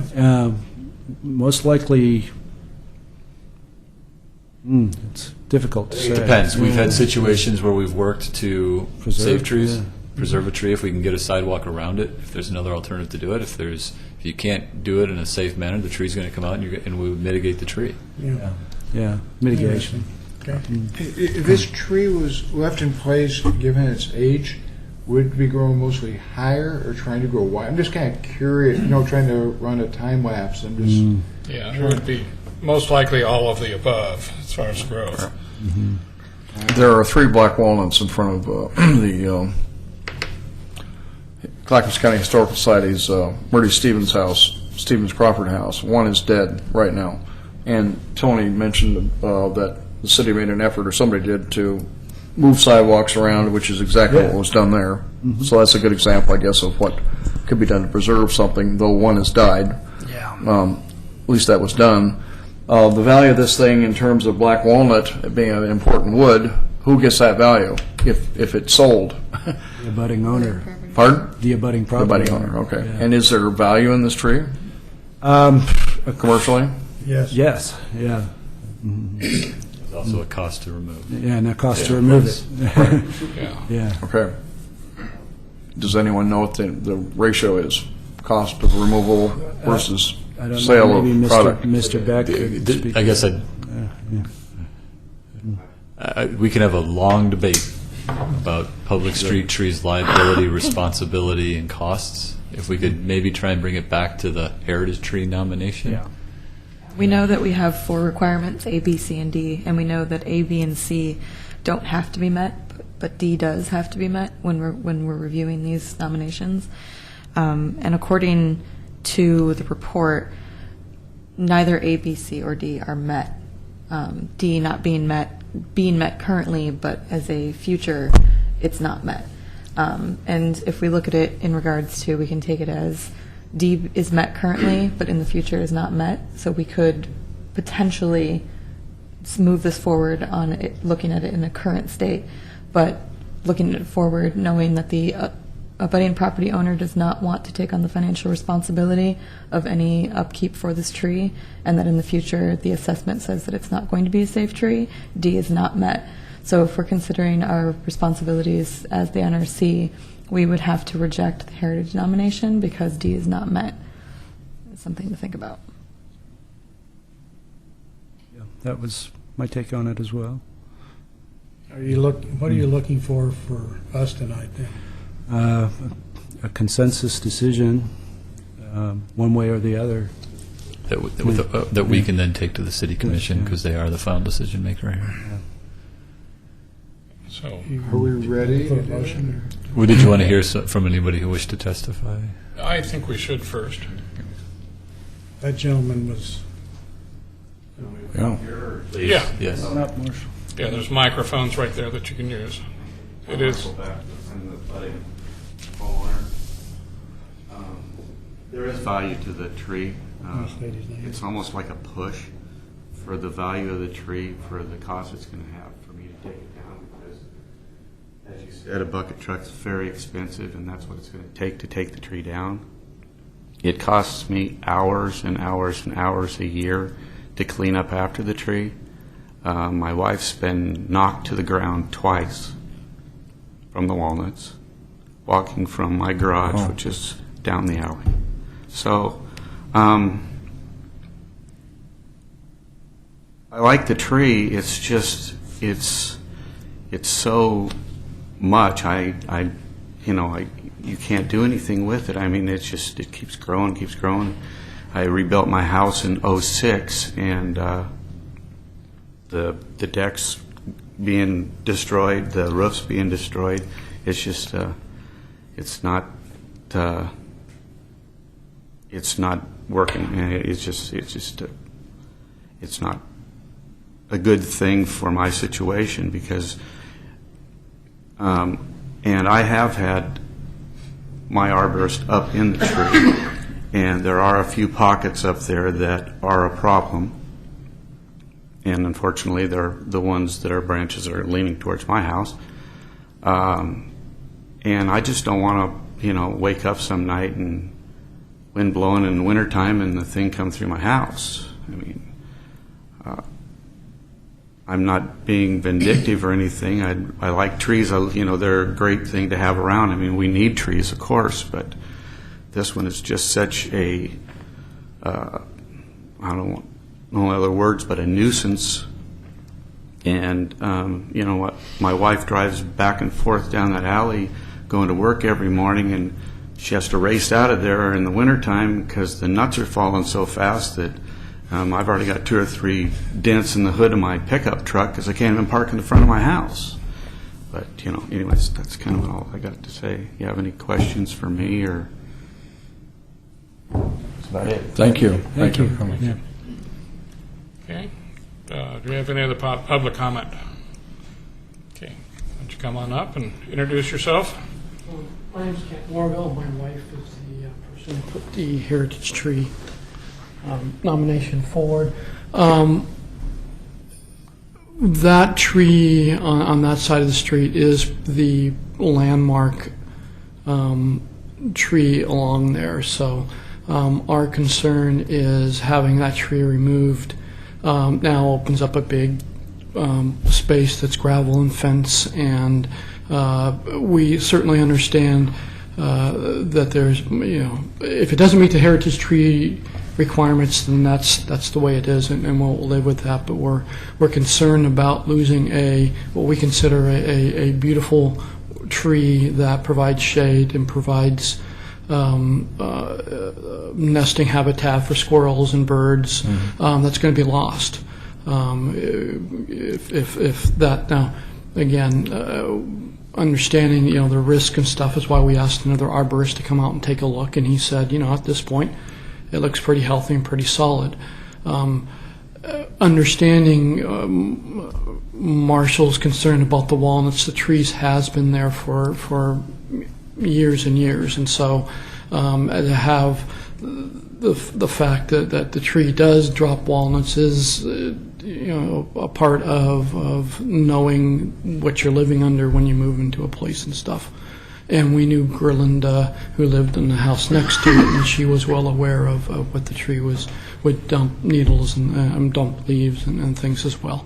But our concern is the removal of a large framing tree for that side of the street, because it is basically the largest tree on that side of the street. So that's... Okay, thank you.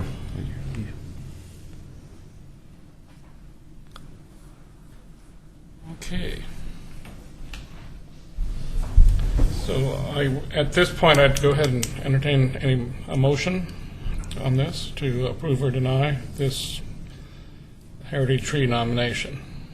Well, are we actually maybe accepting the city's report? Well, And yeah, we're not actually approving or rejecting it. We're just sending a recommendation to the city council. Based on the information available, I don't see a reason to contradict the staff's recommendation. Okay. I guess I'll go ahead and put forward a nomination to, I guess we'd say deny Yeah. recommendation for How about heritage the tree. Natural Resource recommends, based on the staff report, that the city commission not designate this tree as a heritage tree? Yes. So move, or Okay, so you're making that motion. Do I hear a second? Okay. Okay, I'll call the roll on this one. Don't we normally have discussion can before we do take the vote? Okay, I'm going to vote no on the staff recommendation, not because I don't think you did a good job, because I fundamentally think this is an area of a lot of historic homes where you're going to find these oversized trees. That's one issue. I think McLaughlin is full of these kind of situations, and the other part is this tree is a fruit-bearing tree. I understand what your concern is totally. I probably see why you want it removed, and I support, I think, your viewpoint on it. But I believe this tree has wildlife value. It's a heritage in a heritage area where there probably are homes of older character, and I think there ought to be some provision made in the ordinance. I don't agree with this ordinance the way it's written, and I'm not the only one that stated that. So I'm going to not support the staff recommendation. I'd rather see some effort made to do something with it, but I understand why you want it removed. I do understand that.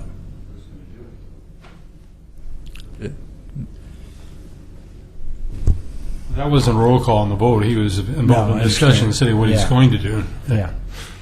Exactly. any more discussion? Any more? Okay, is there any more discussion?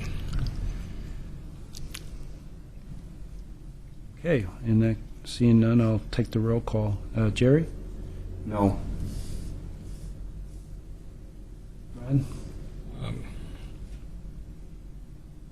Okay, just to clarify this, we're Yeah. by voting no, we're voting not to accept the recommendation of the city staff. By voting no, you're voting not to accept staff's recommendation. Okay. Okay. I'm going to vote yes. Yes. Yes. Yes. You're moving forward your recommendation not to designate this tree to the city commission. Okay. thank you. Thank you.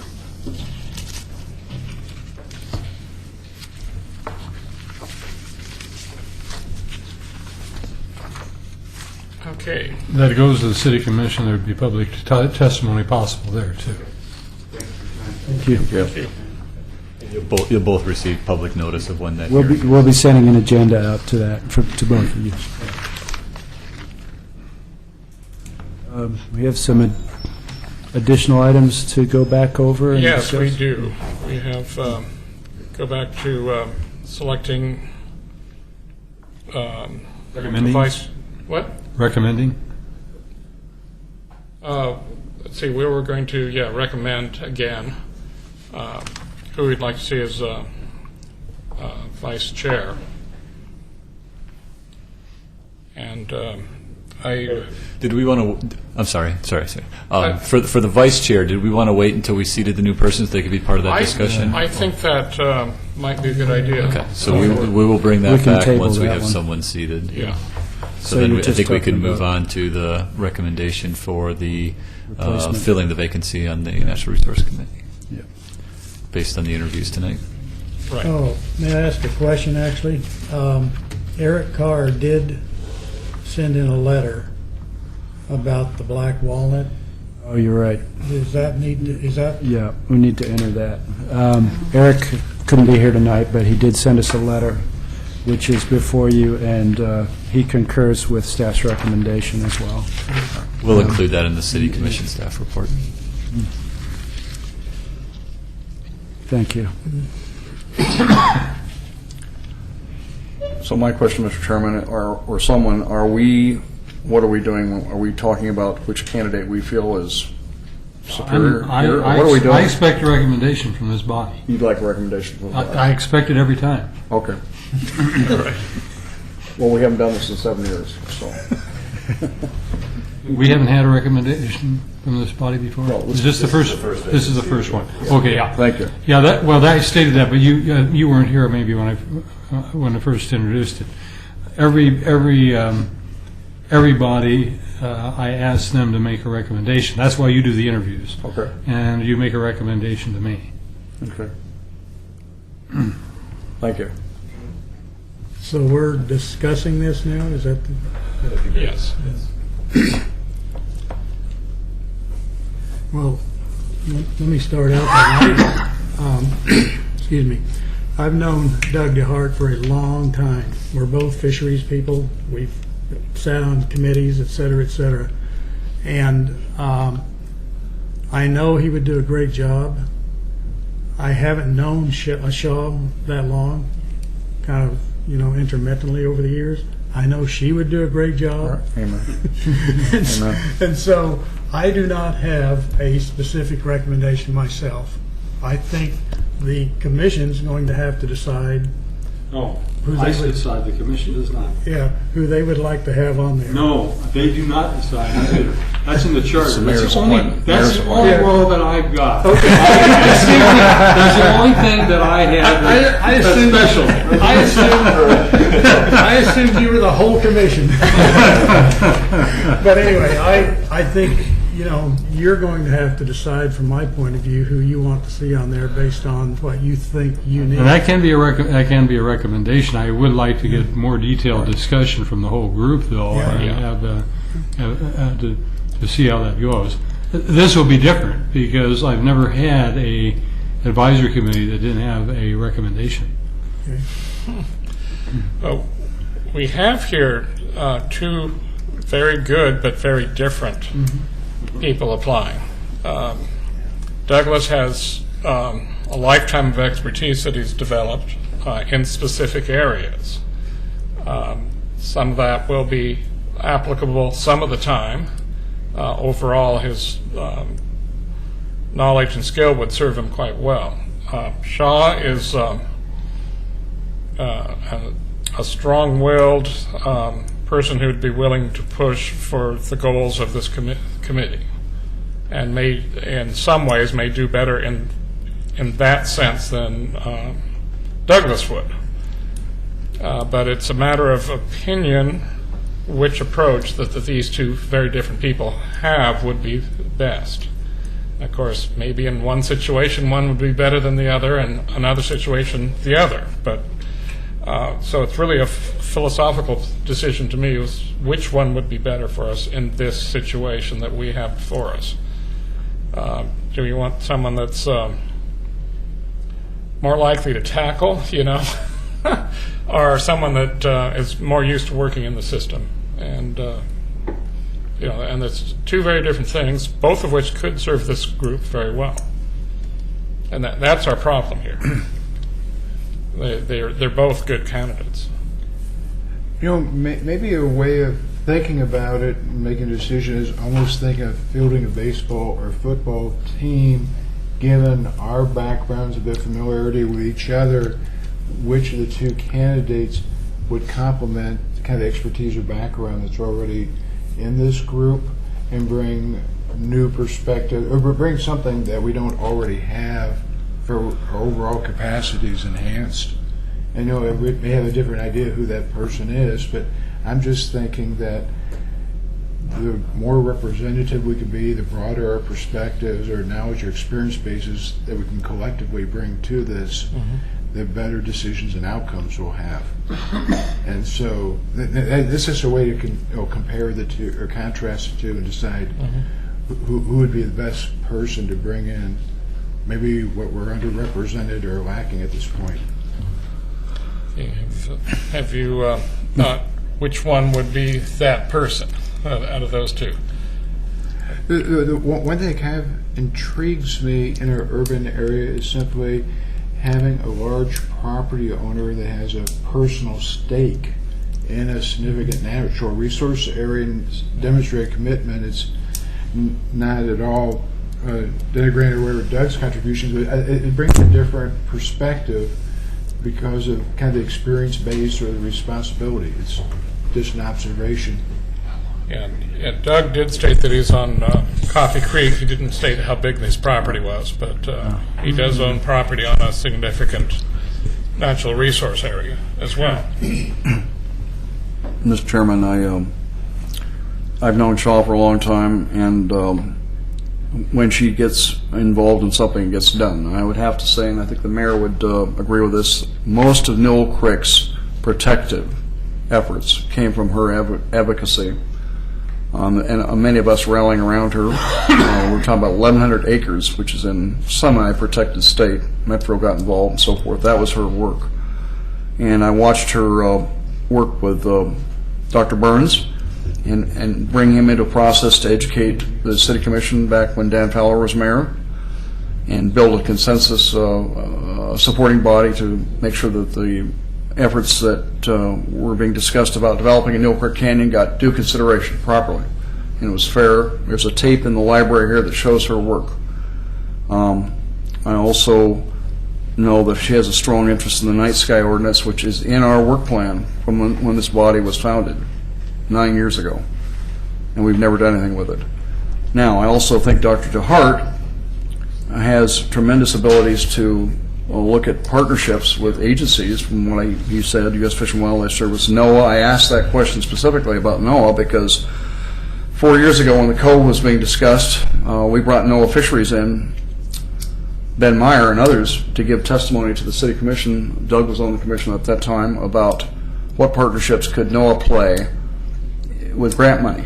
And I remember Ben Meyer talking about that. And I still think with the look that Richard gave us tonight of the code, there's some possibilities for things to happen.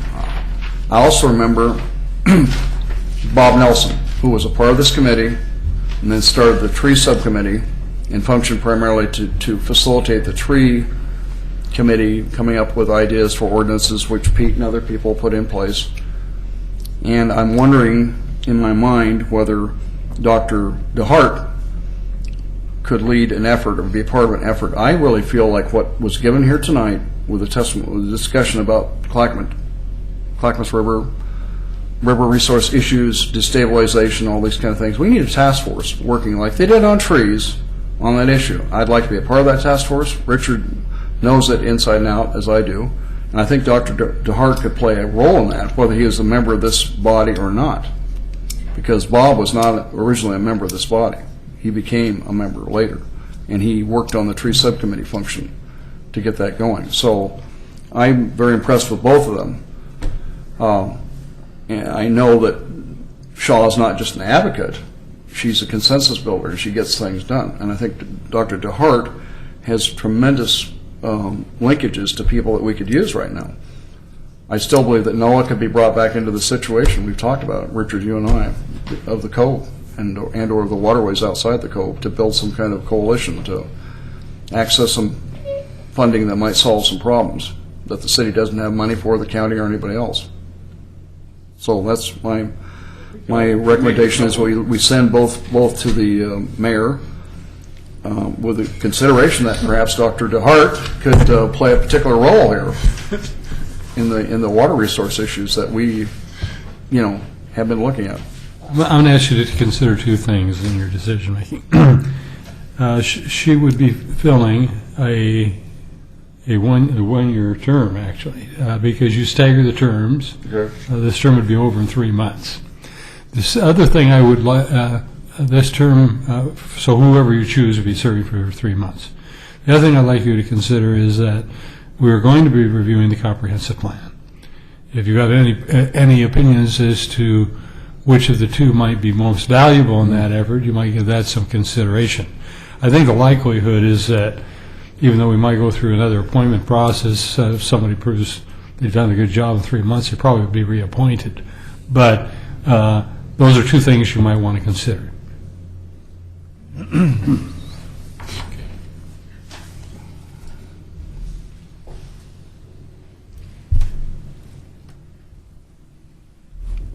That didn't help you at all, did it? Jerry, could you maybe clarify? I think it seems like there are two different things going on. The one thing we're talking about is forwarding a recommendation to fill the vacancy, but you're also talking about this task force regarding the cove. But it seems like maybe we want to keep the two things separate as far as the decision I think goes. they have to be handled separately. I'm just saying Bob Nelson functioned as a member of this body, first not being a member of this body, and started the task force on trees, and then became a member of this body, and then eventually resigned. There was a way that worked, and I'm just, No, but all I guess I'm trying to say, if this body was going to support formation of a task force, we probably want to have that as a standalone Oh, yeah. issue. I think that's as opposed something we need to look at. Yeah. I certainly don't want to see the effort that Richard and us put in, mostly Richard this time, on that information piece about the water issues, stream issues, just be sitting there. Oh, sure. Something should happen with this. But So, sorry. Go ahead. So Dr. Hart, he's retired then, he said? More or less, yeah. Okay, so he has time to, outside of being on the committee, has time to donate to helping with, say, another committee or another workforce. Shaw said she didn't.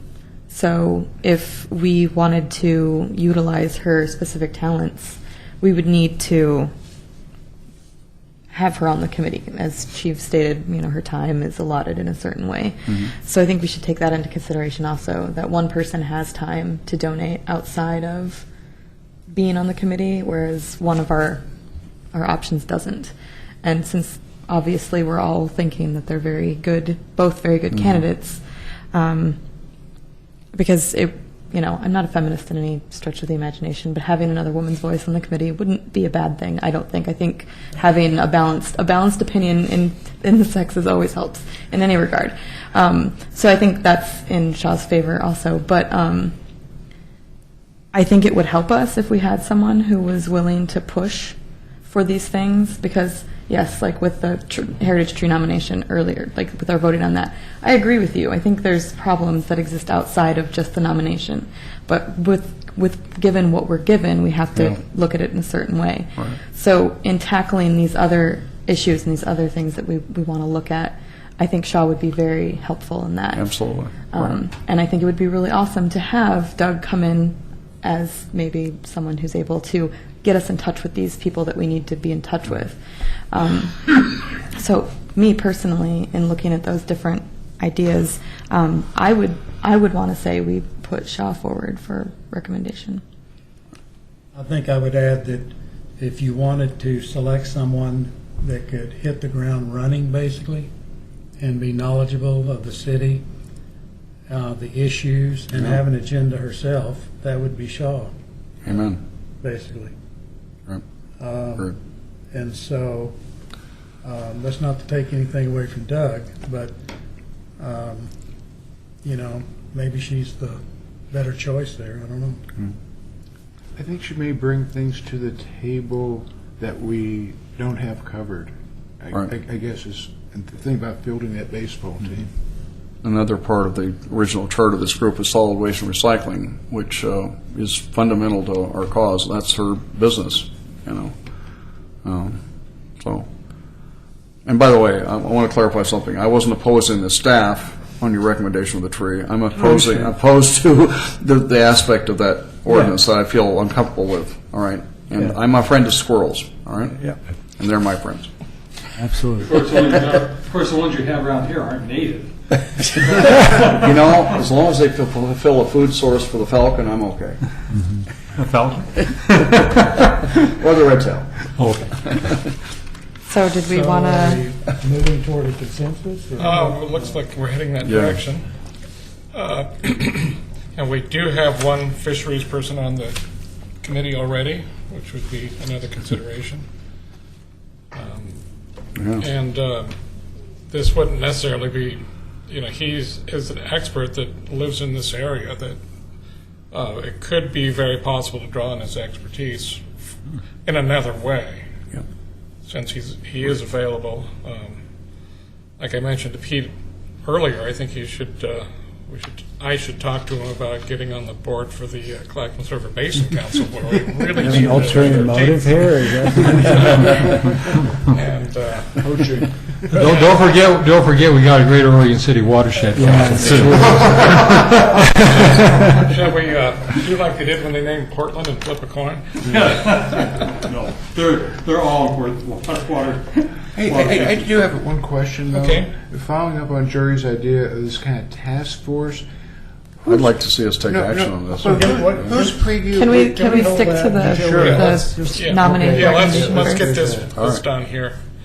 I think that's going to be a future agenda item. It's not going to be talked about tonight. Yeah, gotcha.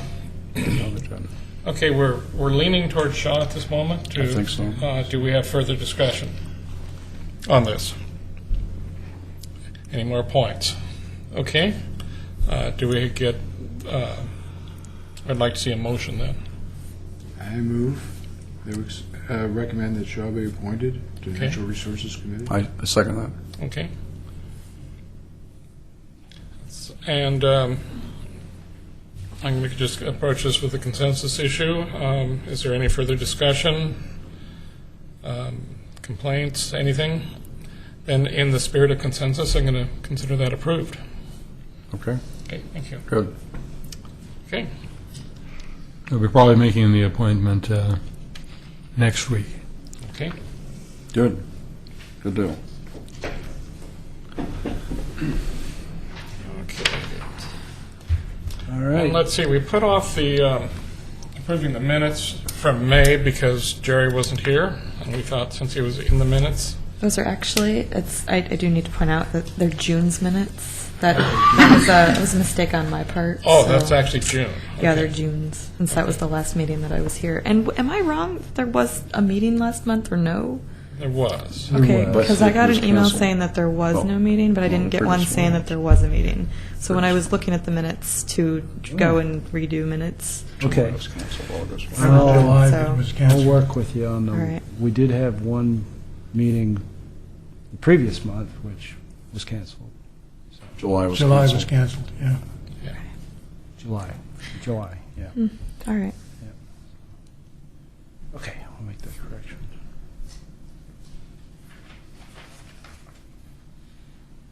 Let's see. What other items did you want to discuss?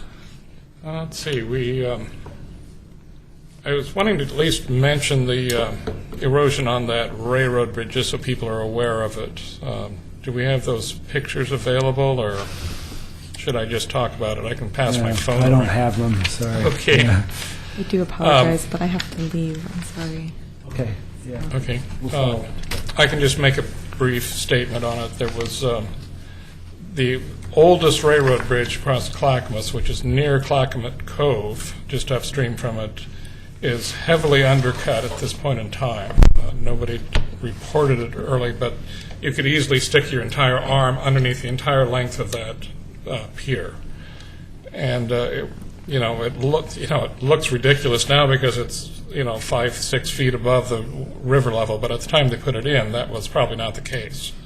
But it is, if it goes through a major flood the way it is now, there could be real problems with that. So, but Union Pacific has been notified. They know they need to fix it. They're going to look at it on the 18th, which, given their manpower situation, that's as quick as they do. And so it's not something we need to take action on, but it's just something to be aware of, that it's part of the overall erosion pattern that's going on in the lower Clackamas right now. Do you know how they plan to reinforce it? I have no idea. They have not even looked at it to make that decision. But it's loose gravel underneath. People have reached underneath this overhanging slab of concrete and pulled rocks out. That's not good. So it could easily undercut further real quickly, especially since the force of the river would be channelized by the concrete above. So it's... Since I'm historian, I guess, of this group, I'm going to go back to 2002 when John Williams was mayor, and we were all looking at the river beginning to cut into Clackamas Cove, and Richard eventually, in 2 years or so hence, was called in to design a solution, which Nancy Creshaw did a beautiful job in making happen. And I was very concerned about that bridge abutment. We're talking about an abutment as big as a TriMet bus made of concrete. Was at that time 30% was still on the land, and the other 70% wasn't. And so I started calling a lot of people about it, emergency management people and other Oregonian I called about it, et cetera, and there then ensued an investigation. Burlington Northern is the owner of that bridge, and they decided that they really weren't going to do anything because they're being told to dismantle the bridge, and it has lead-based paint. They would be happy to see it fall in the river. Problem is the structure is iron, and it would collect debris during a high flood and could really change the whole flow of the river as an obstruction. So this went on for a year, and John Williams, myself, and the mayor of Gladstone and others got involved, including the mayor of West Lynn. I went to them, too, about this because I felt it was a threat to the Tri-City plant, owned by all three cities, shall we say. And so the governor's office ensued in November of 2002, came down there, and my wife and I were looking at the situation as the river was rising, and people were pumping gunite underneath the bridge, which has since failed, to try to stabilize the gravel from continuing to peel out. And I asked the people, the workmen, what they were doing, and they said, well, the governor said that we had to do this, and we're billing Burlington Northern because the bridge is going to collapse. They had made a determination the bridge would have collapsed that year. So, we may not have a direct role, but I want to tell you this is part of the whole system, which I hope will take action on appointing a task force or starting the process, if not considering it tonight at the next agenda, of what's going on in that area. If they don't do something about the bridge, we're talking about a huge structure, 1,000-ton structure, with probably a 500-ton block of concrete attached to one end. So it is serious. It's probably the most serious thing that's happened in that area for a long time, but if it continues to degrade like it did before. So. Yeah. I don't know if it's kosher to pass around an iPhone, but I do have a picture here of the gunite that was put in a number of years back. You can see where the largest rock in the picture was taken from. We can put the photos on the next agenda. Yeah. Okay. Is it Burlington Northern or Union Pacific? Was Union Pacific now. Well, maybe it was. Okay. Yeah. I have one item that I'd like to Okay. talk to you about, which is pretty time sensitive. The South End Concept Plan update is underway, and I'm the project manager, and we're forming our Community Advisory Committee team, and that group will be responsible for meeting 8 times over the course of about a year while we're developing the concept plan. And we'd like someone from the Natural Resources Committee to serve on that on that steering committee. We're looking for a very broad cross-section of the community, both people within the study area, which is south of Rose Road, on both sides of South End Road, within the urban growth boundary. Both unincorporated and city subdivisions fall within the study area. And it'd be a commitment of about 2 hours for each meeting over the course of the year. Do you have those dates set for the meeting already? Not yet. We're shooting for the City Commission and Mayor Neely to make appointments at the October 3rd City Commission meeting. So we've received 18 very good applications to fill other roles on this citizen team, but we have a standing position for someone on the NRC to represent the city's natural resource committee and interests related to the south end area of the city. There are several small streams that run through the project area, and it also abuts the Kenema Bluff natural area, which Metro has acquired several properties in there, as you know, are doing restoration work. Long-term future plans, potentially there might be access from Butel Road or Forest Ridge Road into that open space area, and there are also a lot of potential trail connections that need to be planned in more detail as we complete the concept plan. So please think about your time and whether you can volunteer some more time on that committee. So I'll be beating the ground. Pete, I kind of live out towards that area. It would be helpful to know which months those meetings would be scheduled, and just a rough idea, not just for scheduling. Likely there'll be one a month, because as products and drafts and draft plans are put forward, they will be reviewed by the Citizen Advisory Team, as well as by a technical advisory team, which is made up of agency people. We've got a website which all the documents will be posted on, and we'll be emailing and giving frequent updates to the committee. We've got a draft schedule, which is up on the website now, and I'd ask you to take a look at that. And then as a month prior to each meeting, we would hammer out these dates in more detail. I think mid-October will be the first meeting. And this is an 800-acre study area, is that what It's about 400. Yeah. There's 2 urban growth boundary expansion areas that total about 470 acres. Opportunities coming up. And prior to any annexation of land within that area, it can't be annexed, developed, or zoned until a concept plan is adopted. Yeah. Park Place Village was about 110 acres. That was about 400 as well. Was that The village Spring area Lands, you're that's talking about north of Redland Road is smaller, obviously. The parts that were abutting between Holcomb and Redland. But then you had a significantly larger area south of there as well. Yeah. You have a planning consulting working with you? Yeah, the consultant is Kogan Owens Kogan, be the lead consultant, and then they have sub-consultants, Parametrics, who would be doing trails and open space, Alta, planning and design. Alta is doing the trails and open space. Parametrics would be doing natural resources in a limited capacity. We also have an engineering firm, as well as urban design firm, sub-consultants, and those kinds of things. And there was a request for proposals. We interviewed 4 teams, and this is the team that came out on top.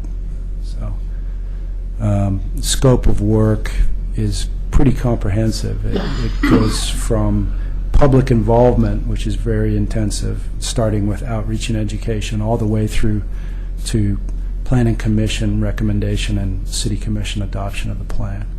And it's critically important that we get a broad cross-section of the community, including younger folks and working parents that don't often have time to volunteer. So we've got some pretty innovative public involvement tools that we're going to be using, interactive web mapping, using iPads. There's a company from British Columbia called MetroQuest who's going to be doing 2 4-month-long interactive mapping portals, which anybody can access from the web.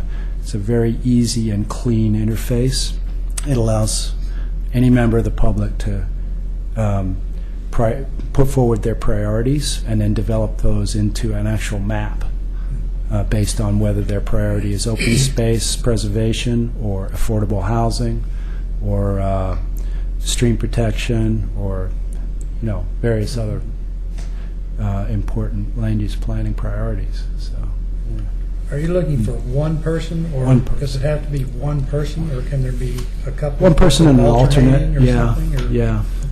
We would like one primary person, and then if the alternate has to step in, then that would be a formal decision. I think, scheduling depending, I'd be willing to serve in that role. Great, thank you. Of course, I could use a really good backup, too. We are asking for the process. We have a form, an application form, and it's you can get one from me, or you can download one off the website. Thanks. So you'd like to choose somebody tonight? Is that what you?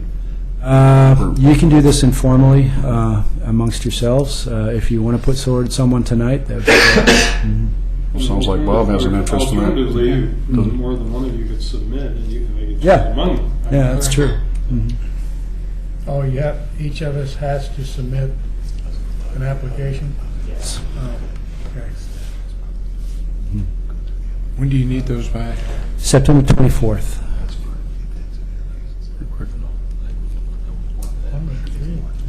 Pardon? You want to do it? Oh, no. I think Bob be Well, I really mean, good. as an alternate. As an alternate for you. Might do that. But I'm familiar with Yeah. it. Methods. Familiar with it. Methods. Yeah, go ahead and. I've got two things, hopefully one short. At the last Natural Resources Committee, I volunteered to draft that letter for consideration by the committee members about trying to get a volunteer coordinator position into Good. the city budget for 2013-14. Did everybody get the email with that? And since, why don't I pass this Done around? it, though. Yeah, I've got copies for everybody. I think the basic thing that we're looking at, I think with the discussion last month, was simply that there could be opportunities to access additional knowledge, expertise, and resources, systematically, if there were city staff available to identify volunteer opportunities and do proper recruitment and work with staff to place individuals. It could be volunteers, it could be practicum students, it could be interns. This individual will be working a lot with volunteers. They're probably not a volunteer themselves, so there's obviously a budgetary impact on this. And I think what I was hoping for at this stage was just to get feedback from other committee members. I think if we're going to have any kind of potential for making a budget request, we have to know what the timeline would be to, make a recommendation, maybe participate in the budgetary process if we're trying to get a partial or full-time position funded. I want to make a recommendation, if I might. I think it's great to go forward with this, but I would not submit it until after the beginning of the year, because you may have new commissioners on the commission. They set their goals very early, and I think that would probably be the best way to go. And based on those goals, then budget decisions are made. So I think it'd be great to have this done even before the new commission, whether it's a new commission or old commission, doesn't make any difference, before our commission has its retreat. So it'd be nice to have this formulated so you can hit the ground running January 1 or whatever it is, before we have our goal-setting session. That's what I was going to recommend. I think it's great to put forward ideas like this for both the directors as well as the commission to consider when we're creating our budgets as well as our goals for the next fiscal year. And we do that goal setting kind of early, mid-January. Yeah. So you have some time to work on this, but I think that'd be the appropriate time to probably have it prepared to be submitted. I sure like your rationale, though, what you've done here, plus the matching volunteer. One of the things I did just in researching this, contacting other city departments, basically within the city, there's the senior center and the library have designated staff that have volunteer management responsibilities. I think the idea of this would be a person in this position could not only help, recruit volunteers for parks or public works or stuff that's related to natural resources, but maybe also fulfill some roles in recruiting volunteers or interns or opportunities like within the police department. So it wouldn't be, a department limited staff position necessarily, but something that could benefit multiple departments within the city. Well, I really commend you, Bob, for what you've done here. This is really a good outline for us to look at. If we were to forward this to the visioning process, are we able to attend that and advocate, or at least be there in support of? During the goal setting session? Yes. Okay. Yeah, it's an open session. Okay. I mean, we talk more among ourselves, but people do make contributions to the process, sure. Okay. It's a wonderfully spent Saturday and Sunday. That's right. Where's this held? Well, We rotate it around. Yeah. We haven't decided. it'll be at a place that has enough room. I'd like to contact some of the more active volunteer organizations that are active in the city now and see how they would see this and how That's they a good idea. could see someone like this serving their interests and their needs, and see what other options we have for helping develop volunteer activities in the city, because I think the city could really benefit from that. In other jurisdictions, the volunteer coordinator not only recruits or helps build capacity of volunteers within the city departments, they actually are a resource for the community at large. Is this something the city might entertain seriously, or is it something you've thought about in the past, or?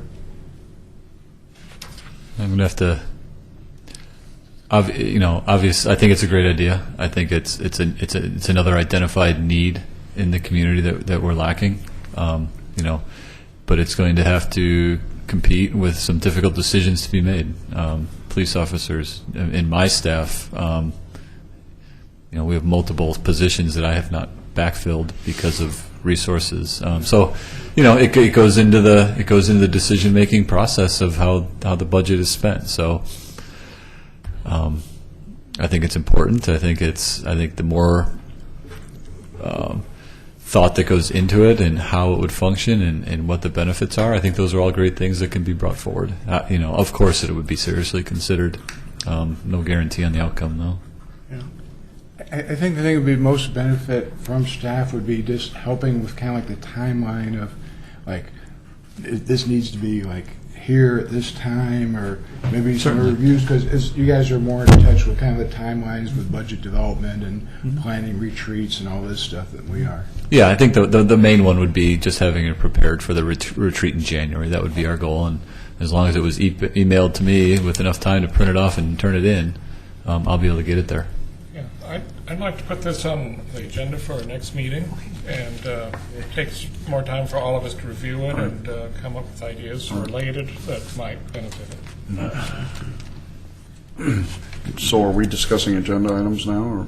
I think that's the next step. We have a lot of different possible agenda items on Richard's PowerPoint. Well, specific to that, though, I feel real strongly about, on the city's goal document, which is in that booklet right there, goal 1 had to do with certain things, including looking at the North Spit and so forth, which is what you did, in addition to establishing the Natural Resource Committee, which has been accomplished. And I feel like what your presentation did was at least alert us to all the major factors, which we worked on those ideas together. The question is, what do we do with them? I think we need to advance something, and I don't know to who.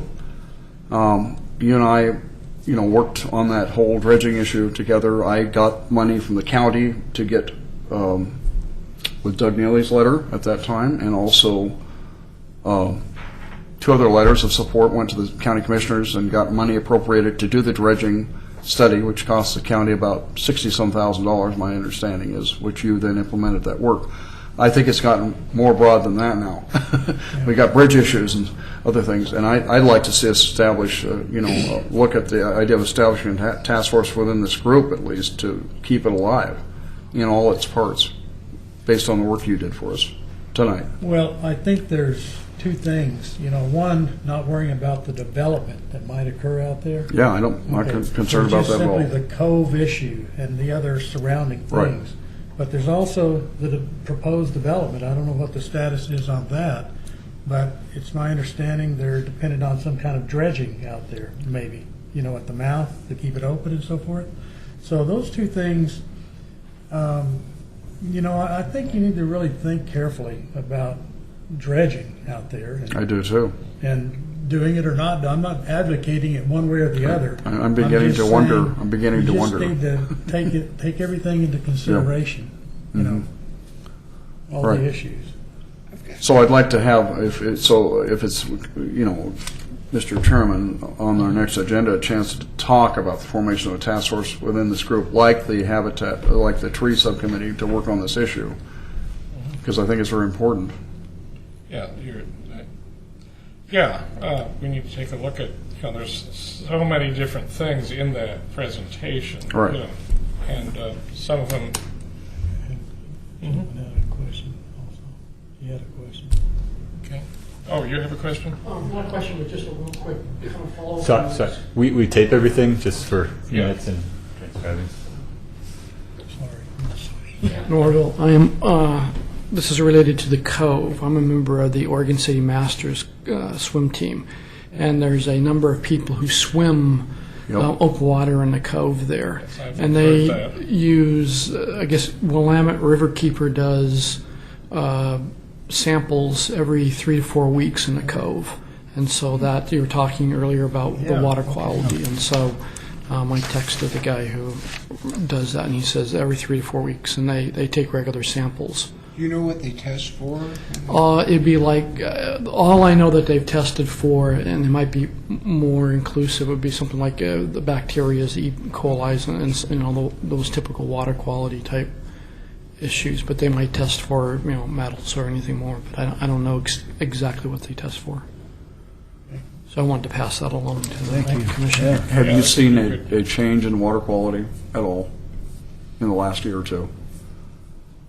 I haven't looked at it, so I don't know, but just like earlier in this year, there was high levels of E. coli for a couple weeks, and it dropped back down with some of the spring, early summer type, when we got the rains, they were kind of flushing it through. So I haven't looked at it to know how much it changes from year to year or what the general quality is. Sometimes you even know what kind of E. coli it is. I know there was a big beaver up there for a long time, and it could be human or bird or whatever. Right. Or dog. The amazing thing is the water quality testing lab for the water and environmental quality is right there in the Cove. And I think some years ago they were asked to do testing, and I don't think they ever followed through. But probably there's a way to follow this. But Can I make 2 suggestions regarding this idea of the Cove Task Force? One thing is, it'd be interesting just to kind of get a master list for other folks who aren't just as familiar with it, just kind of a master list of who the players might be, and if there's 1 or 2 kind of organically natural lead organization. I'm thinking of perhaps the Watershed Council or whoever it happens to be, but it seems it's like if everybody's a leader, then it's really hard. Nobody's a leader. It's kind of like trying to figure out some format to try to pull together a task force where somebody's got to kind of take a lead role or roll up the sleeves to kind of get the ball rolling. again, I feel like we should at least put the idea of a task force on the agenda for next time and discuss it more and think about it and talk about it, But I'm thankful that that gentleman did speak with us because something is going to change now. Things have changed too much this year for something not to change in terms of water quality. So, anyway.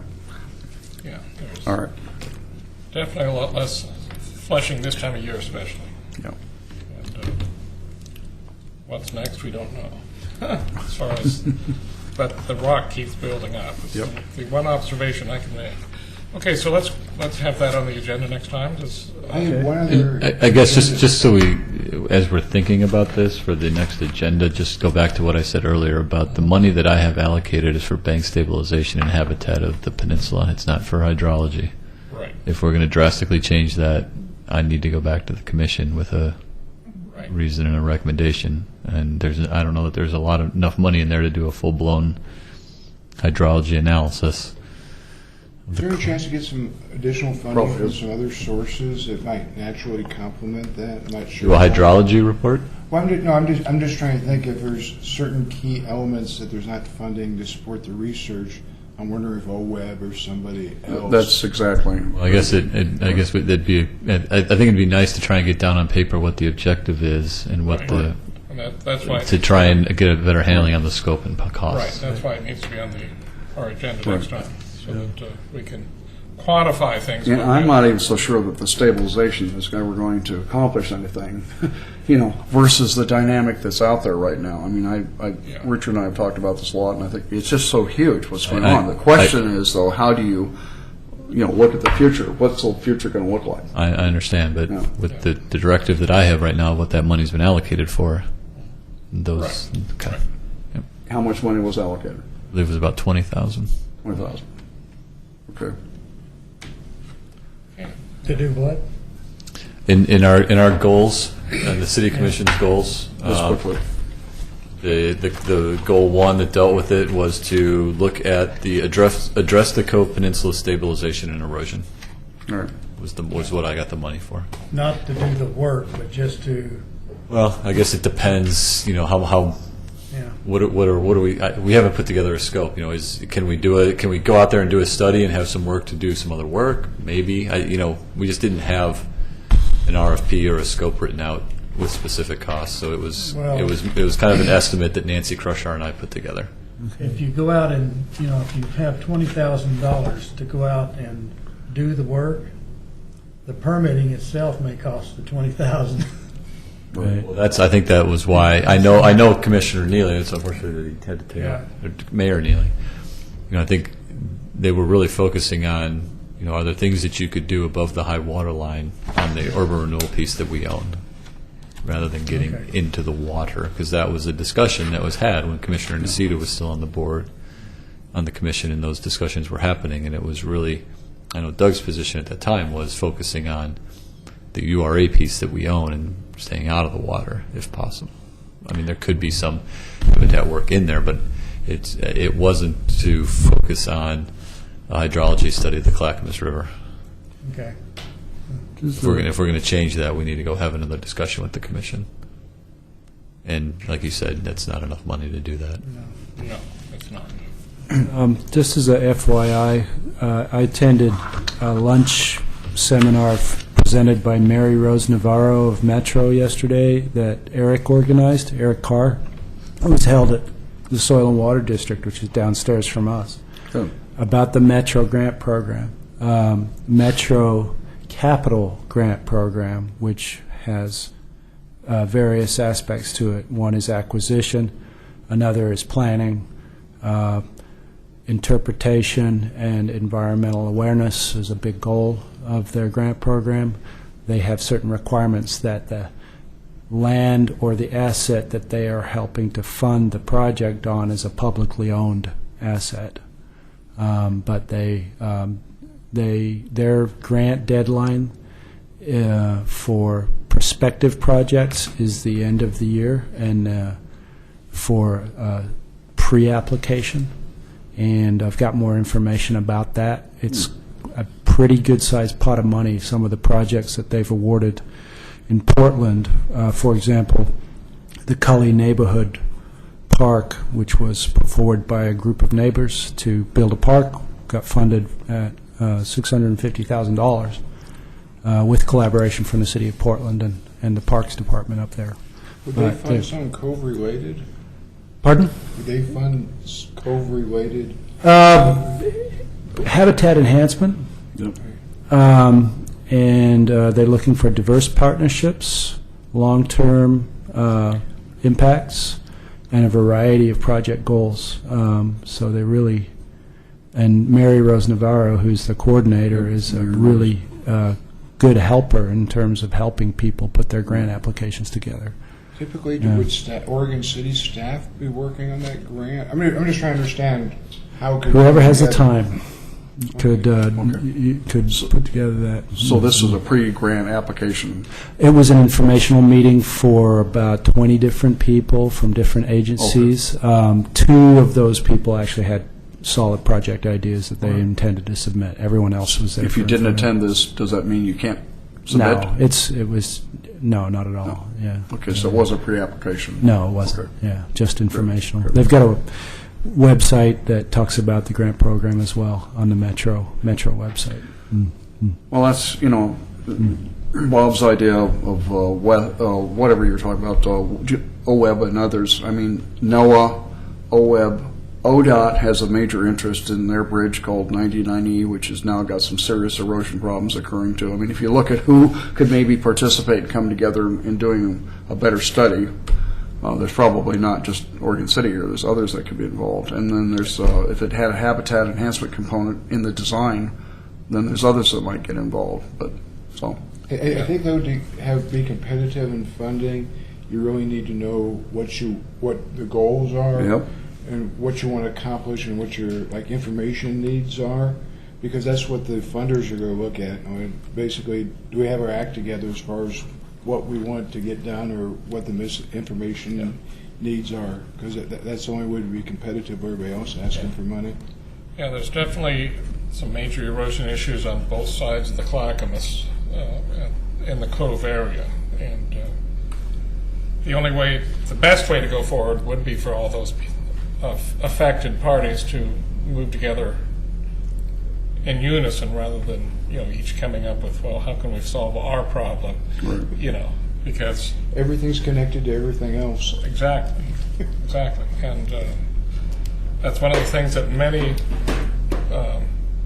grantors are looking at is a group effort that they can address. So, okay. Okay, I've got all your future agenda items listed. Hey, one more. Last month, we talked about a The sustainability... consensus of the group. This was a consensus of the group last month. Okay, which one? Sustainability presentation by Clackamas County. Okay. that's right. Okay, Susan Zolko. Susan Zolko. Yeah. If we could do that maybe by the end of the year, just some... okay. Yeah, right. We didn't have a presentation tonight, but, so, yeah, okay. Was Andy from OLCV supposed to be here or something, or saw his name on the Andy Magi? Which one? League of Conservation Voters Director. I saw him on something you gave us there. Marlo was going to contact him and see if he could attend. Because they were looking at their priorities, League Right. of Conservation Voters, what they'd like to see communities do. Yeah, so we should, if we want to engage him, we should probably He's a put very it good as a speaker. tentative item and then follow up with Marlo. Well, maybe even before November. Whatever. Yeah. He's a very good speaker. He's Yeah. very, very knowledgeable, statewide. So. Okay. It was brought up that would the National Resource Committee be interested in a tour of Blue Heron? Yes, I would Yeah. anyway. Sure. So we have some limitations on our site access. We can usually, because of the NRI demolition activities going on there, they're out there Monday through Thursday till probably around 6:30. We could probably get access around 6:45 to 7 and need to be off the site by the time it's dark. Yeah, The other option is any time on Fridays. Must be winter. But I'm thinking that maybe the later evening. It's up to you guys. Well, we'd have to schedule that real soon because the days are rapidly getting shorter. Right, unless folks are willing to. I realize middle of the day on a Friday is very difficult, but. Well, what's the ownership? Maybe I missed that, but what was it? Did somebody wind up purchasing it? It's still in bankruptcy. The trustee still has rights over the property. Somebody bought all the equipment though, didn't they? Yeah. So when it went bankrupt, the trustee took over the property. They auctioned off all of the equipment on the site for scrap and reuse, and so a company called NRI came in and bought up all of the equipment. prior to the auction actually occurring. So they have until roughly August of 2013 to complete their work on the site. So that's what you see out there right now, is the dismantling and removing of all the equipment, infrastructure on the site. Buildings and everything by August? No, they're not allowed to remove any buildings at this point. Well, yeah. The trustee could certainly decide that he wanted to do that, but at this time, that's not part of the NRI contract. Is anybody responsible for making sure the site doesn't have any kind of brownfield situations? It's a very difficult. You're in federal bankruptcy, so there is no owner right now. Right. There are banks that are owed money. Right now, with the sale of the West Lynn side of the ponds to Clackamas County on the West Lynn side, Bank of America they were first in line. They were first in terms of repayment and the bankruptcy. So they took the payment. They're now out of payment, receiving any more payments. Right now, Sempra is another holding company. They're the next one in line to receive money. I think it's about $3 million or so, roughly. Yeah, it gets complicated as to what the final disposition of that property would be and who would then own that liability. Okay, so but basically, before it be redeveloped for whatever purposes or something like that, have to meet certain standards. I mean, you couldn't have toxics remaining on site or things of that sort. Certainly, but yeah, I mean, that's different than what the bankruptcy trustee is going to be required to address at this point. So who? I guess I'm trying to figure at the end who's left holding the bag for the cost. You either have buys the property. whoever. Yeah, you either have whoever. Let's just say, Sempra doesn't get paid. I suppose they would have first right to the property if they didn't want to assume the property, take on the liability. They would. I suppose the trustee could probably pretty much orphan the site, where there would be no ownership. When there's no ownership? I mean, I guess I'm just trying to conceive of a site with no ownership. Indians take over. We're Alcatraz. I think it's a complicated as to who would buy the site for what, depending on what the liabilities on the site are. Yeah, which is a big unknown right now. Is there any news on the Cove that you can share? Nothing. Working on a DDA, Right. and Thought we just asked. they have until October 17th to get that finalized. Clackamas Cove LLC, who we're working with as a partner with the Urban Renewal Commission. So that was the date to get everything finalized. Okay. All right. Okay, I think we can go ahead and adjourn then at this point. Thank you. Sure.